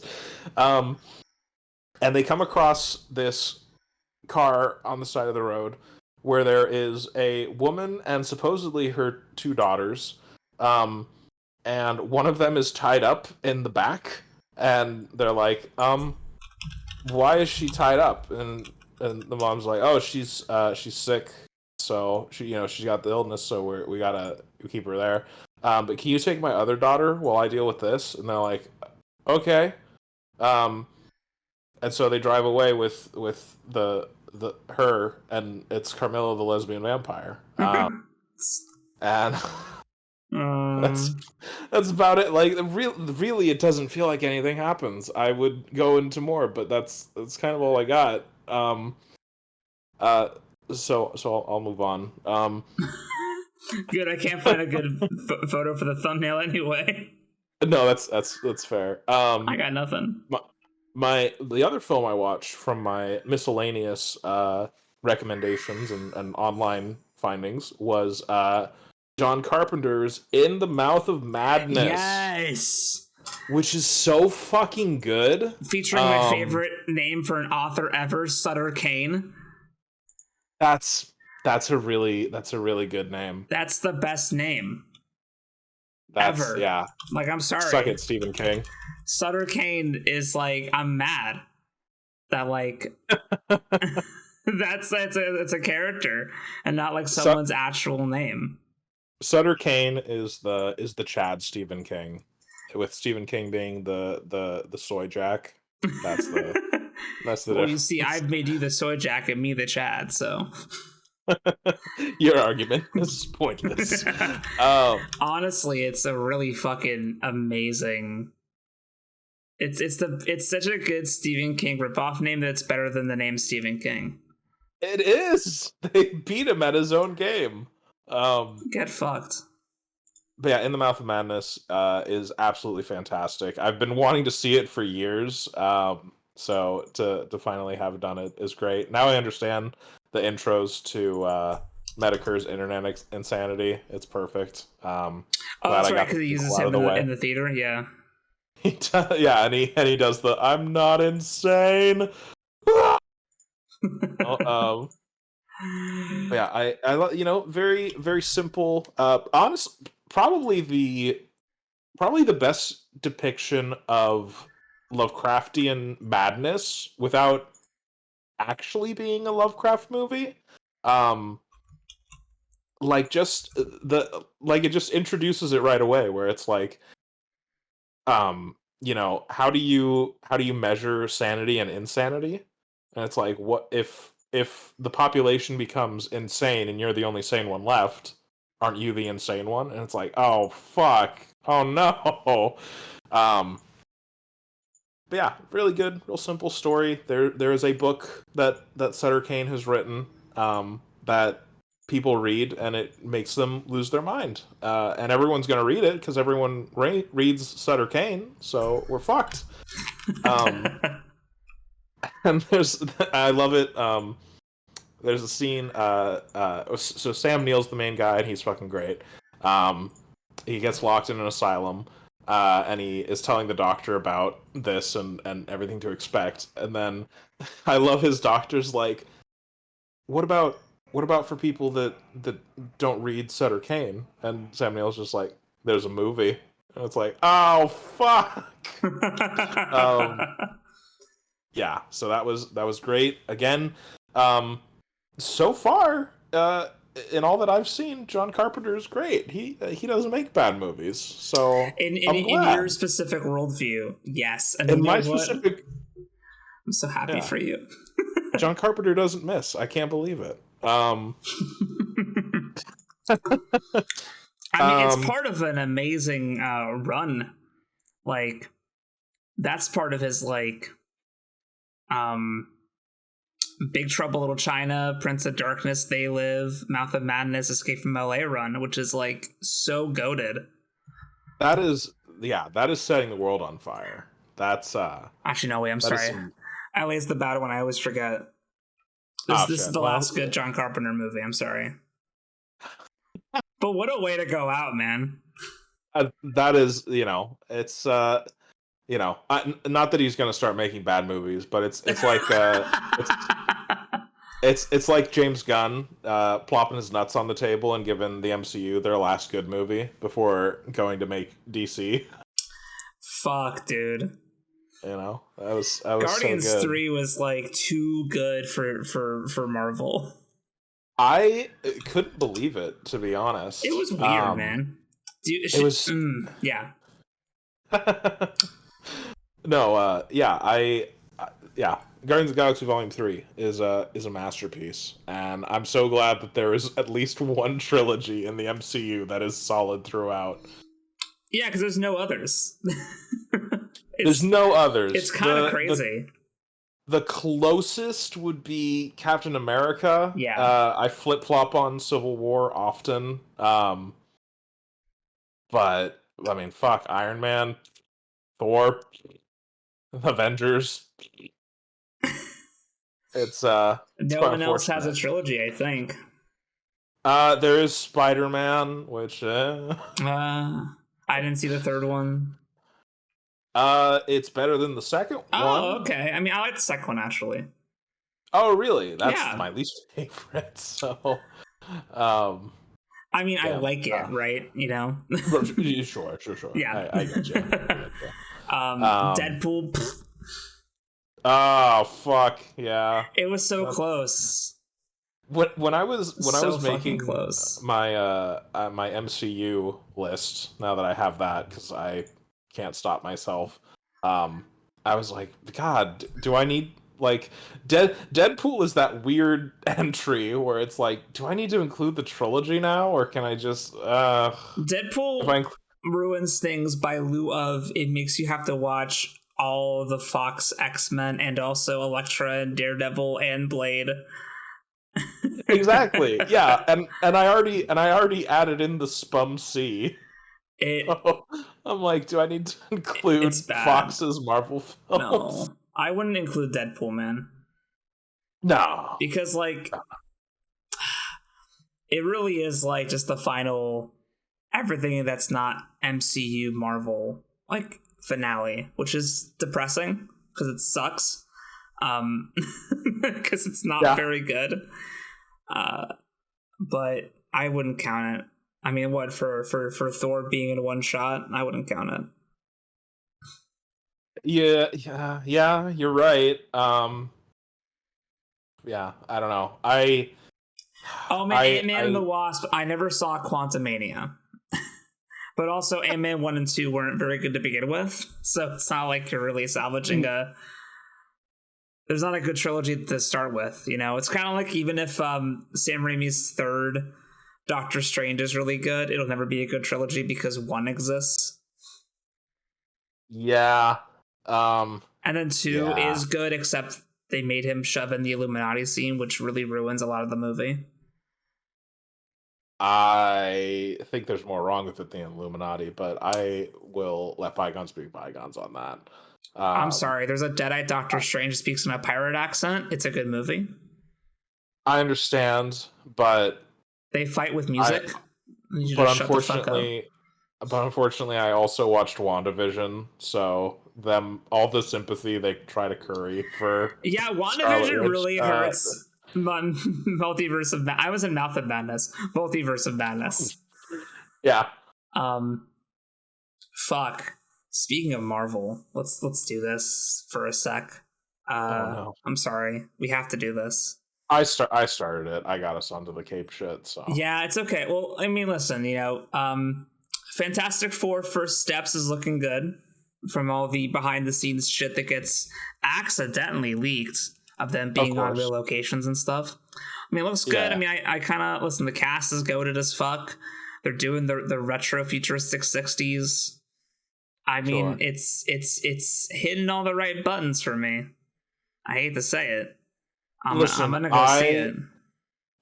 I made my list. I might go through everything for the next Avengers as like another send off to be like, okay, let's see how they're concluding stages 4, 5, and 6. You know, because I know virtually nothing about that.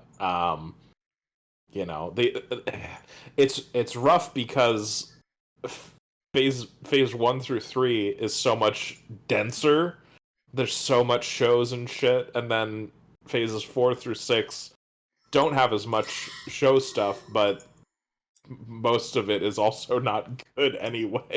So yeah, what's interesting for me is that it's weird to say this, but I really want to see Thunderbolts asterisks.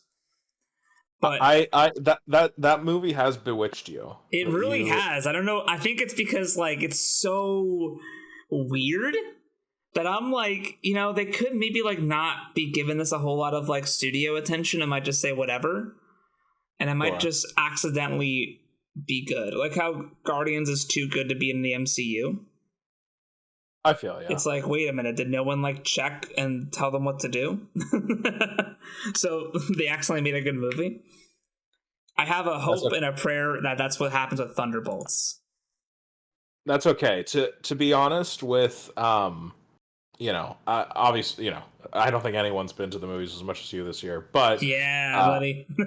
all the times I have gone to the movies, I feel like they have beaten me over the head with the Captain America New World Order trailer enough that my brain is bruised and smoothed to the point where I'm like, this might be okay. Yeah, no, I hate to say it. I kind of love the Brave New World trailer. It's something about the chicka chicka down, chicka chicka down. It's literally like whoever they hired to edit that. Good job. Will the movie be as hype as that? How I feel when they hit that? I don't think so, but I think it's going to be very drawn out. I'm sure it's like at least 2.5 hours. Is Harrison Ford going to give a shit? I would assume not. That also helps me buy a ticket. Yeah, that's a big one. But I think and this is.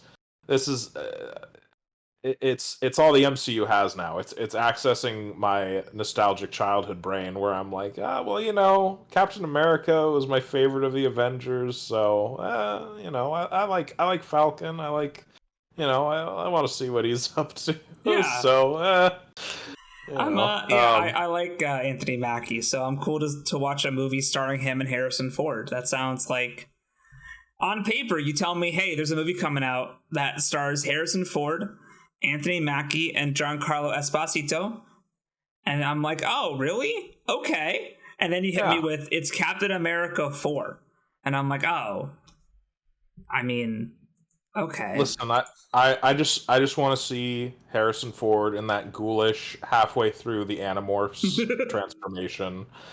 That moment where it's like, okay, this is now CGI, but they're still trying to make it look like Harrison Ford. Yes, dude. So, who else is in this? Oh yeah, Liv Tyler, of course.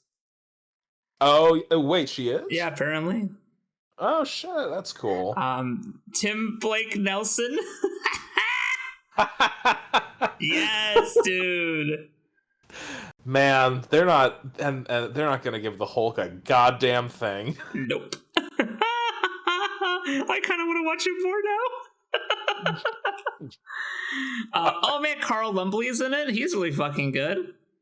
Oh, I don't know. He played Dick Halloran in Doctor Sleep. Okay. Yeah, I tied it back to earlier conversation. Perfect. Who's this director? What have you done? Oh, Cloverfield Paradox. Okay, well. Uh-oh. That wasn't... Listen, it was just not what I expected. It was fine. I have to rewatch it, actually. It's the one I've watched the least, obviously. Agreed. It was very clearly made a Cloverfield movie very close towards the end. Which sometimes works. And sometimes doesn't. Hey, that was also 2018. I totally forgot. I thought that was, wow, time is a construct. Holy fuck. Wow. Yeah, well, shit, 7 years, he's a completely different person. Yeah, his literally all of his cells have changed since then. This could be a good movie. Precise. It could be. So listen, if Markiplier can improve for Iron Lung, oh my god, you're so right. Cloverfield Paradox director can improve for Captain America. You're so right. So I'm oddly excited for both Captain America and Thunderbolts, and I don't like that. I'm also excited for Fantastic Four. I don't like that I'm excited. But they're doing things that I want to see. So hype, I guess. I think I'm like on the edge. As soon as that trailer drops for Avengers and I see that Robert Downey Jr. is just being Robert Downey Jr., it's all out the window. If any of the trailers, actually, I'm going to extend it to all the trailers. If any of the trailers, I see his face and not the face of Doctor Doom, I'm sorry, man. Get the fuck out. Get out of my house. Shit, you're right. You know it's going to have the little Iron Man flop down mask. No. Yeah. Brother. I hate that you said that, but you're probably right. So actually, no. I'm sorry. It's nanotech. This is Phase 6, baby. I'm really sick of nanotech, brother. I hate it. One thing I appreciated from Deadpool and Wolverine was the fact that Wolverine's outfit was a fucking he had to like pull it up over his face. It was a physical outfit. Listen, for all of the problems that I have with Deadpool and Wolverine, and I got a lot of fucking problems. At the very least, they did listen to us. They gated up. They're up in their tights. Perfect. Yes. That's superheroes. Costumes were not my problem in Deadpool and Wolverine.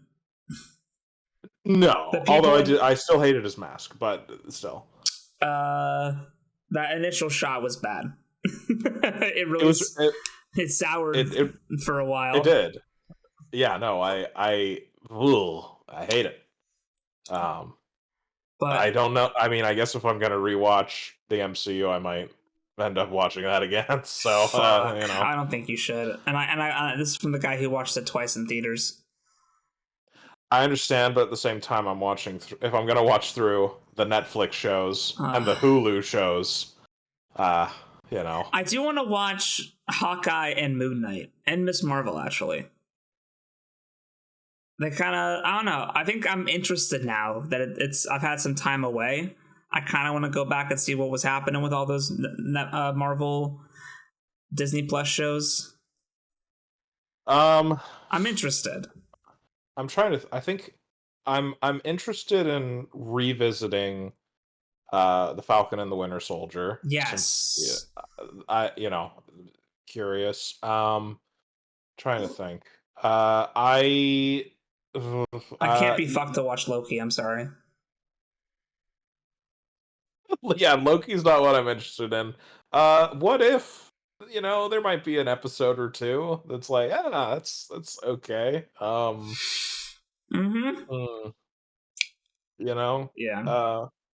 Well, what I really want to talk about when I first brought up the MCU, this was a great talk though, was there has been an update on Blade.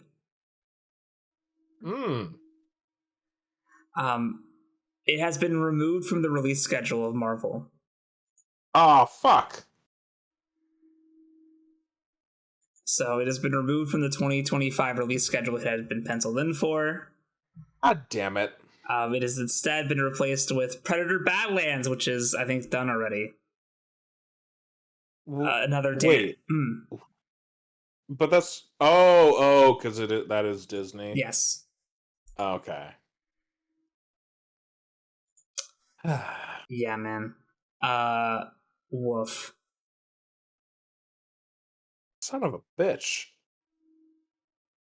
Have they started filming? No.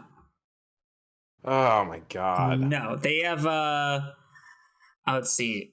2 directors have exited. First being Bassam Tariq who was supposed to start in fall of 2022. And then after him, Jan Demonje dropped out as in directing. Apparently Mia Goth has been cast already as the super villain Lilith. So they clearly have they have a villain they want to have as the villain, but they can't get anyone to do it. See, here's the thing. Not every film that has been in development hell turns out bad. Remember the Batman? Yeah, but to my knowledge, I'm sure there's more. My only other frame of reference for an MCU movie that was released after being in development hell is Ant-Man. Oh. So That's not what I want for Blade. I don't think that's what Mahershala Ali wants. No, because it kind of like I'm gonna look up his IMDb credits, because he essentially like won an Oscar, or won a second Oscar, and then was like, "Hey, I want to do Blade." And then he kind of didn't take jobs for the past 5 years, sort of like waiting in limbo for Blade to happen. Hey, he got that vocal cameo in Eternals. Yeah. Man. That's crazy. I can't believe they axed Eternals too. I'm really pissed off. Eternals is actually really... I like Eternals a lot. Oh, I didn't know they axed it. Yeah, like they kind of said there's no plans for a second one, which is... really hurts, man, because I thought Eternals 1 had a lot of sauce.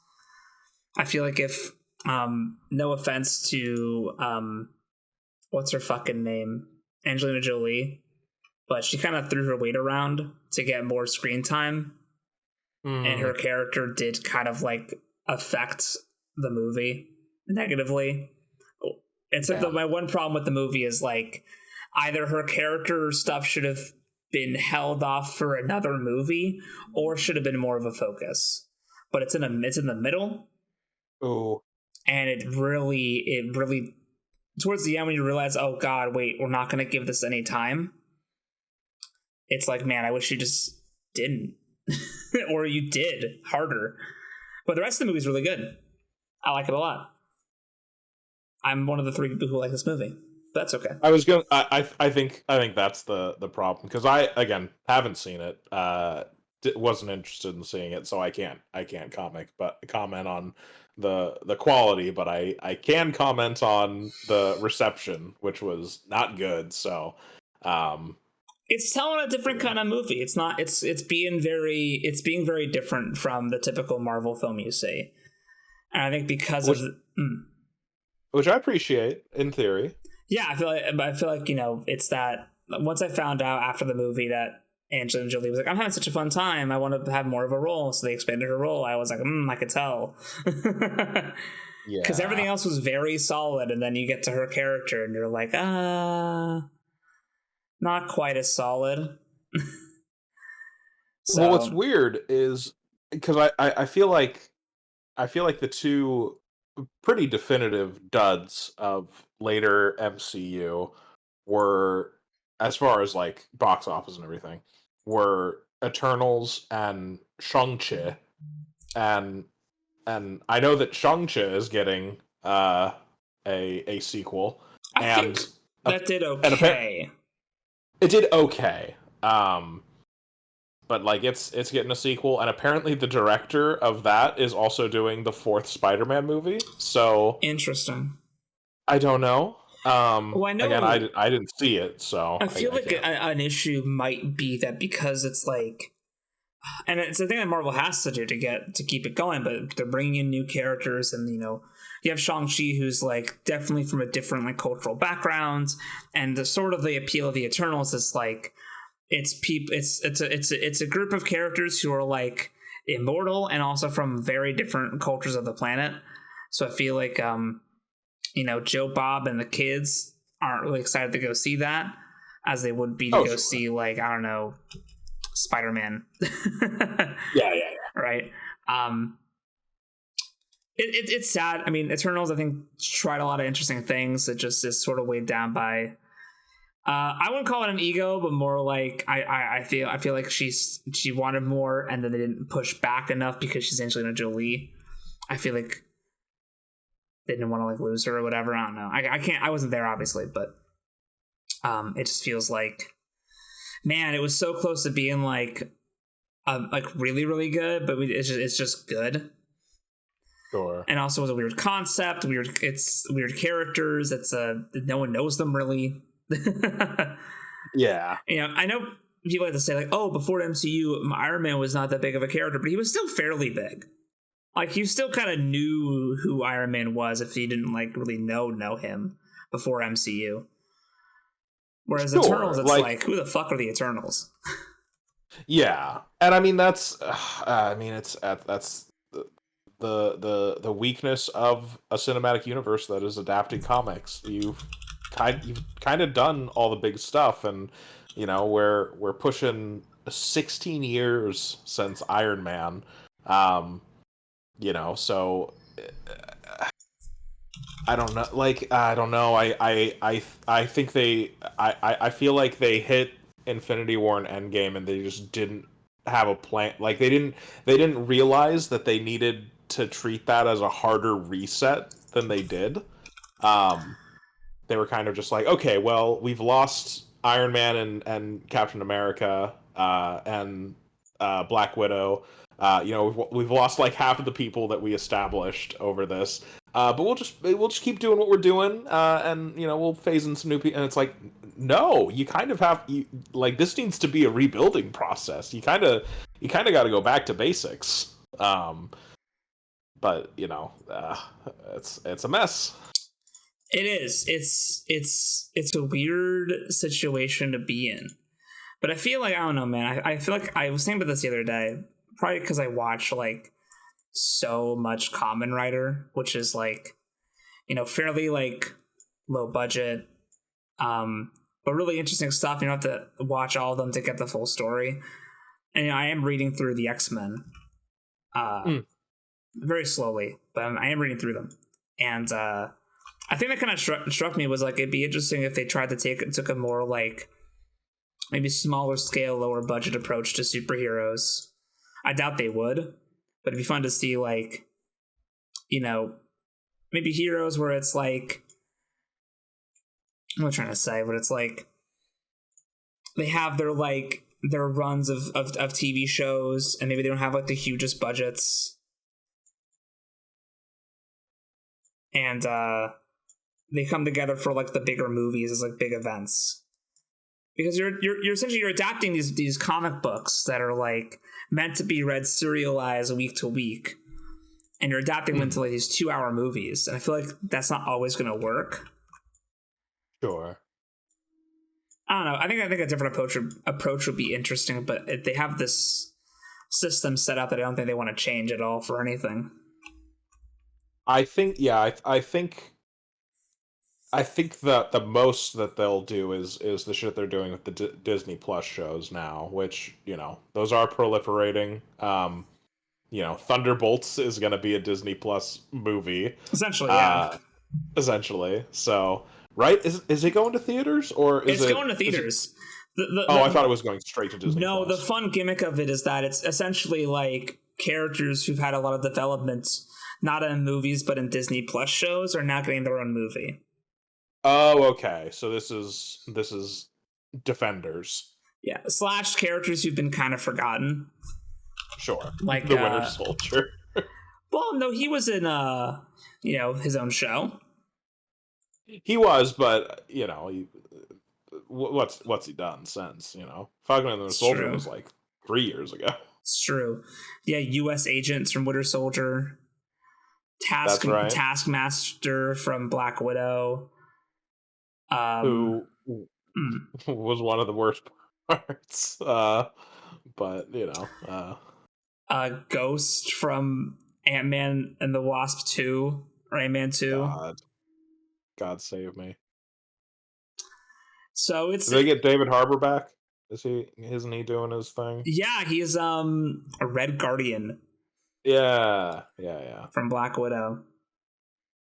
Listen, again, it's the weird phenomenon of Hellboy 2019, the only movie I've seen where I did not like David Harbour in it. I have liked him in every other movie he's been in, even when I haven't liked the movie. So yeah, he's fun in Black Widow. Black Widow is a weird movie that I feel like it is pretty like fine to good. Especially the banter between Florence Pugh and Scarlett Johansson is pretty good. And I feel like sisters. It's just like, it's not like, it's just it's fine. It's got some problems. It's got some good stuff. It's not like it's amazing. Yeah, I think the biggest weakness is just the tonal inconsistency. Because I feel like Florence Pugh gives two very great performances of the same character, but it's like she goes to both ends of the extreme. where, 1 minute she'll be wisecracking and like, oh, you seem perfectly well adjusted, and then other moments she's like completely tortured and like, I don't know how to process things, and I'm like, what's going on here? Yeah. And then like Red Guardian, his one serious scene was David Harbour improving, and then you're like, oh, so they didn't want to do anything with him but make him a joke. Fuck. Yeah. So yeah. I didn't realize that Julia Louis-Dreyfus, who's going to be the villain of Thunderbolts, was in the Falcon Winter Soldier show. I have to watch it apparently. And I think Black Widow as well. It seems like she's kind of the like evil Nick Fury of later Avengers. Yeah, I forgot she's in the post credits of Black Widow. It's been so long since I've watched it. Yeah, I think forgot she that might happened. even be in the Hawkeye show as well. So I think she is doing that kind of in the background. I'm putting together a team. Yeah. kind of thing. So Yeah, what's she been we got in? Spear now instead of Shield. So She was also apparently in Black Panther 2, which another movie I did not see. Oh no, I didn't watch. Wow, she's apparently she's like a whole. There's a whole world out there I'm not noticing. Yeah, no, my knowledge of the MCU has crumbled away. I'm very proud of that. Dear God, that I was not keeping pace, and I'm very glad that even if I decide to watch through, it will be a long time before I get to the current stuff. But Jesus Christ, there's the call of the unknown. There's a whole world out there. But it is funny though that Blade can't happen for some reason, but a Marvel director and actor are doing their own vampire movie. Oh yeah, Sinners. The Michael B. Jordan. Yeah, directed by Ryan Coogler, who did Black Panther 1 and 2. That's right. And Creed 1. There's Blade. That's right. So I feel like it's really funny that they're making a vampire movie, but like they can't make Blade. Well, and like so, I don't want to put this spin on it because I just actually do love Blade, and I want to see Blade, and I love the actor that wants to be Blade, but like you can't do Black Panther anymore. Like this is a prime African American superhero that you can kind of get that same kind of shine on with an two-time Oscar-winning actor who is like, please. Yeah, who came to you and was like, I have an idea for Blade. I really want to do it. Like, what the fuck are you doing?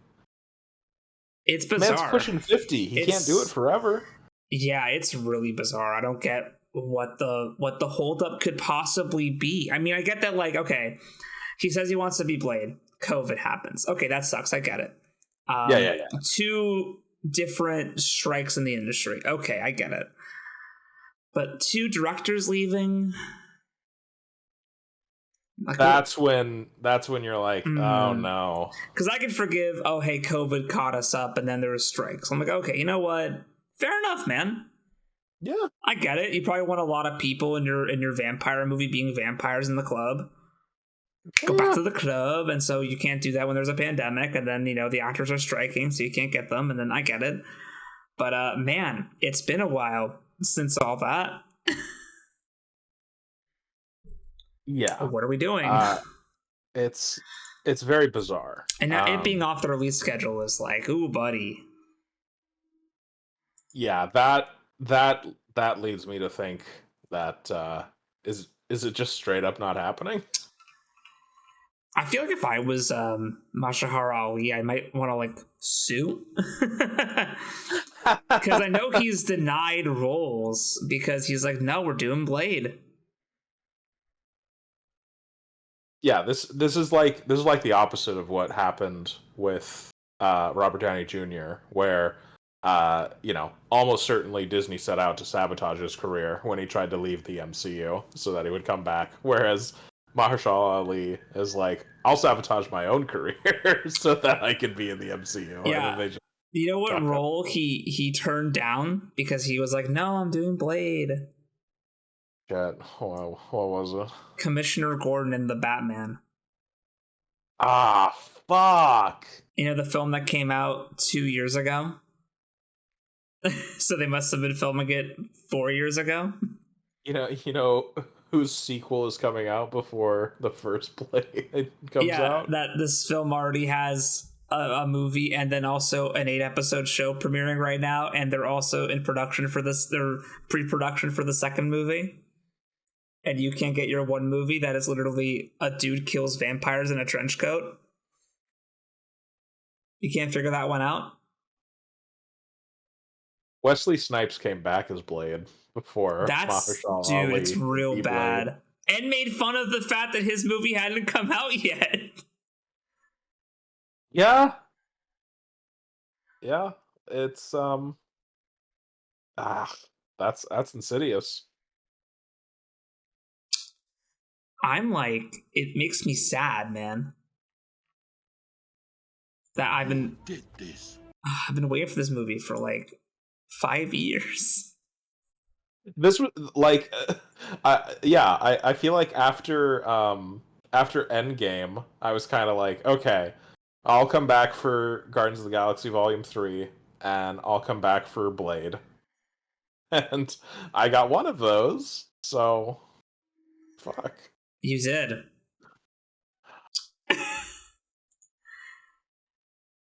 Fuck, man. I'm like, yeah, it got me fucked up, dude. It's I don't get it. And I don't know, man, like just take, I don't know any like iconic Blade storylines, but just take one of them and then write a screenplay and then get someone to direct it. It's not hard. The MCU has done what, fucking 7 or 8 origin stories. Yeah. Do it again. Blade. I don't get the adherence to origin stories that apparently is held.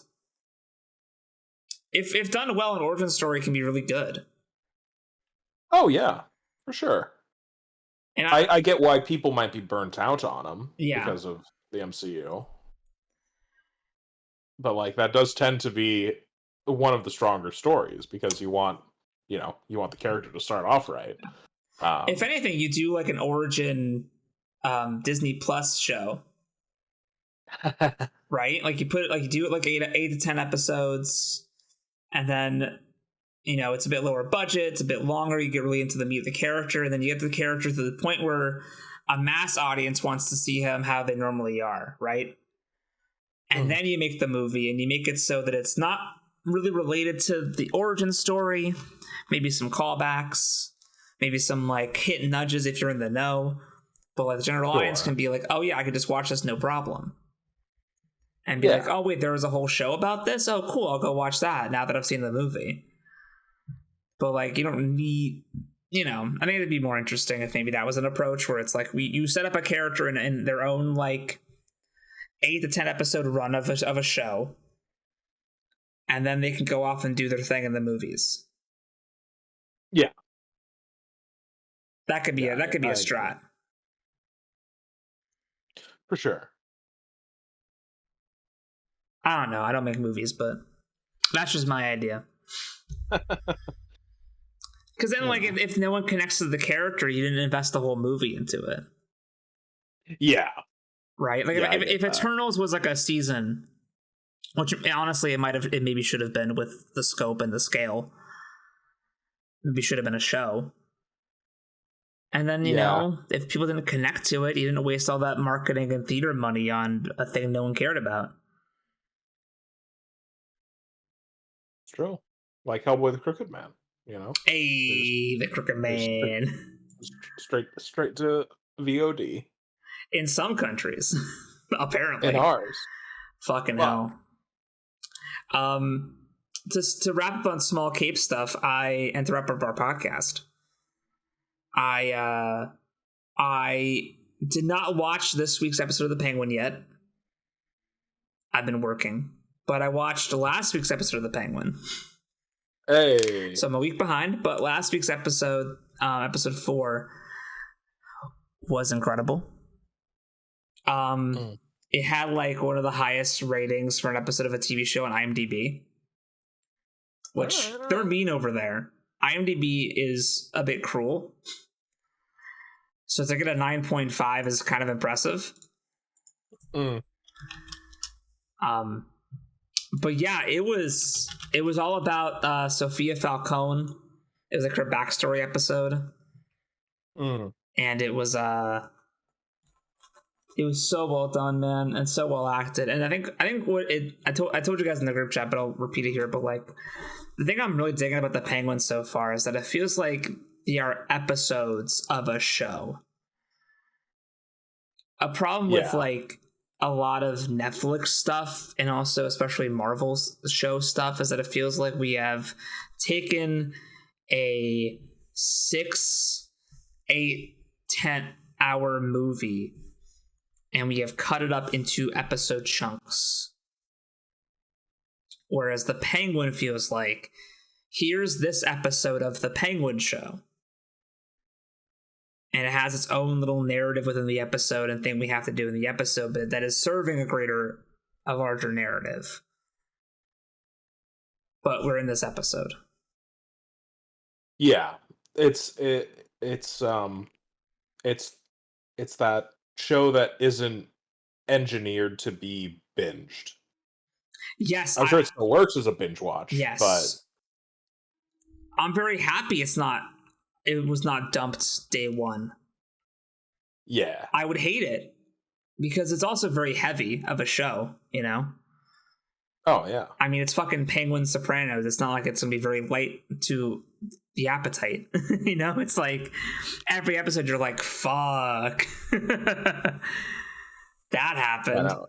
It's the underbelly of Reeves the Batman world, which is dark enough when we're on the good guy's side, so. Yes, but now we are with a fucking Penguin all episode, and you're like, great. Shit, even the new episode got a 9.0 on IMDb. That's crazy. Okay. I'm excited. I heard he's a real dick in the new episode, so I'm excited. You love to see it. So yeah, I mean, again, I'll keep singing the praises of The Penguin, but please go watch The Penguin. It's like, honest to God, just good television. It really makes you forget you're watching a superhero show. That's good. It feels wrong to even call it that. Like, it feels like it has, I think the Reeves stuff has really shuffled off, like it feels wrong to call it a superhero thing. Well, you know, it's a comic book thing, you know. Yeah, this is a comic book. This is a show based on a detective comic. Precisely. This is not superhero. It's like V for Vendetta. No, that's not a superhero movie. That's a comic book. Graphic novel. Graphic novel. Do you know what the Matt Reeves Batman universe is called? No, I don't. The Batman Epic Crime Saga.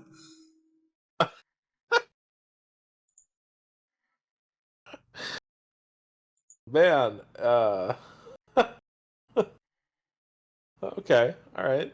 The Bex. Batman, Bex. All right.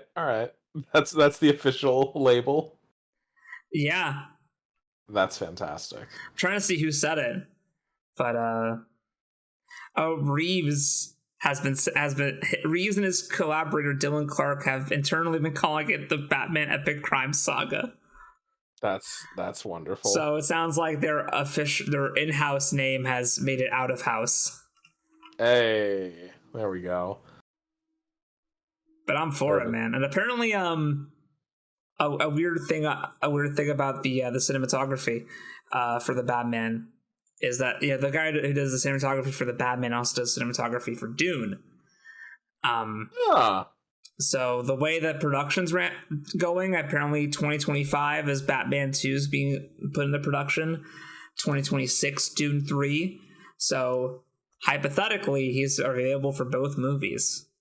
The man's eaten. Which is so funny that like a big part of film Twitter is like trying to figure out the availability of a director of cinematography. Listen, man, I think people are coming away with more and more of an appreciation for the actual visual style of a movie. You know? Exactly. Which hell yeah, good. I'm happy this is what, I mean, this is what we should be doing as a society. Yeah. We should be looking at a movie and go, oh my god, that editor is doing this movie? I can't wait. There we go. Yeah, I talked about doing director retrospectives, actor retrospectives. I gotta do DP retrospective. Yeah, because then you get a really interesting look at the visual style. Yeah, and how it evolves. Like who'd be a good one? Probably like Roger Deakins. Oh fuck, would be an amazing Blade Runner 2049. Oh, okay. Fargo. Ooh. No Country for Old Men. 1917. Yeah, that would be a good retrospective. Yeah, that's artsy as fuck. Yeah. Oh, there's some fun ones in here too. That's okay. You'll find out later. But yeah. Anyway, that's been the 19th ever Shuttlecast. Yo. Go see Smile 2. Go check out Edge of Sleep on Amazon. Go check out VHS Beyond wherever it's apparently playing. If you've never watched Mouth of Madness, you should probably fix that. If you've never watched or read Prince Valiant, go do that. That was my next plug. Yes. And that will do the final thing of the evening, where I review what is coming out in theaters this weekend and either go or Oh, okay. Let's see what happens this weekend at the movies. Let's see. Let's go to Thursday. That's when things will come out. Let's see. Venom: The Last Dance. Oh shit. Yes, dude. Oh god. IMAX 3D with laser. Dolby, Real D 3D. Yeah, okay. Let's see. We Live in Time, which is a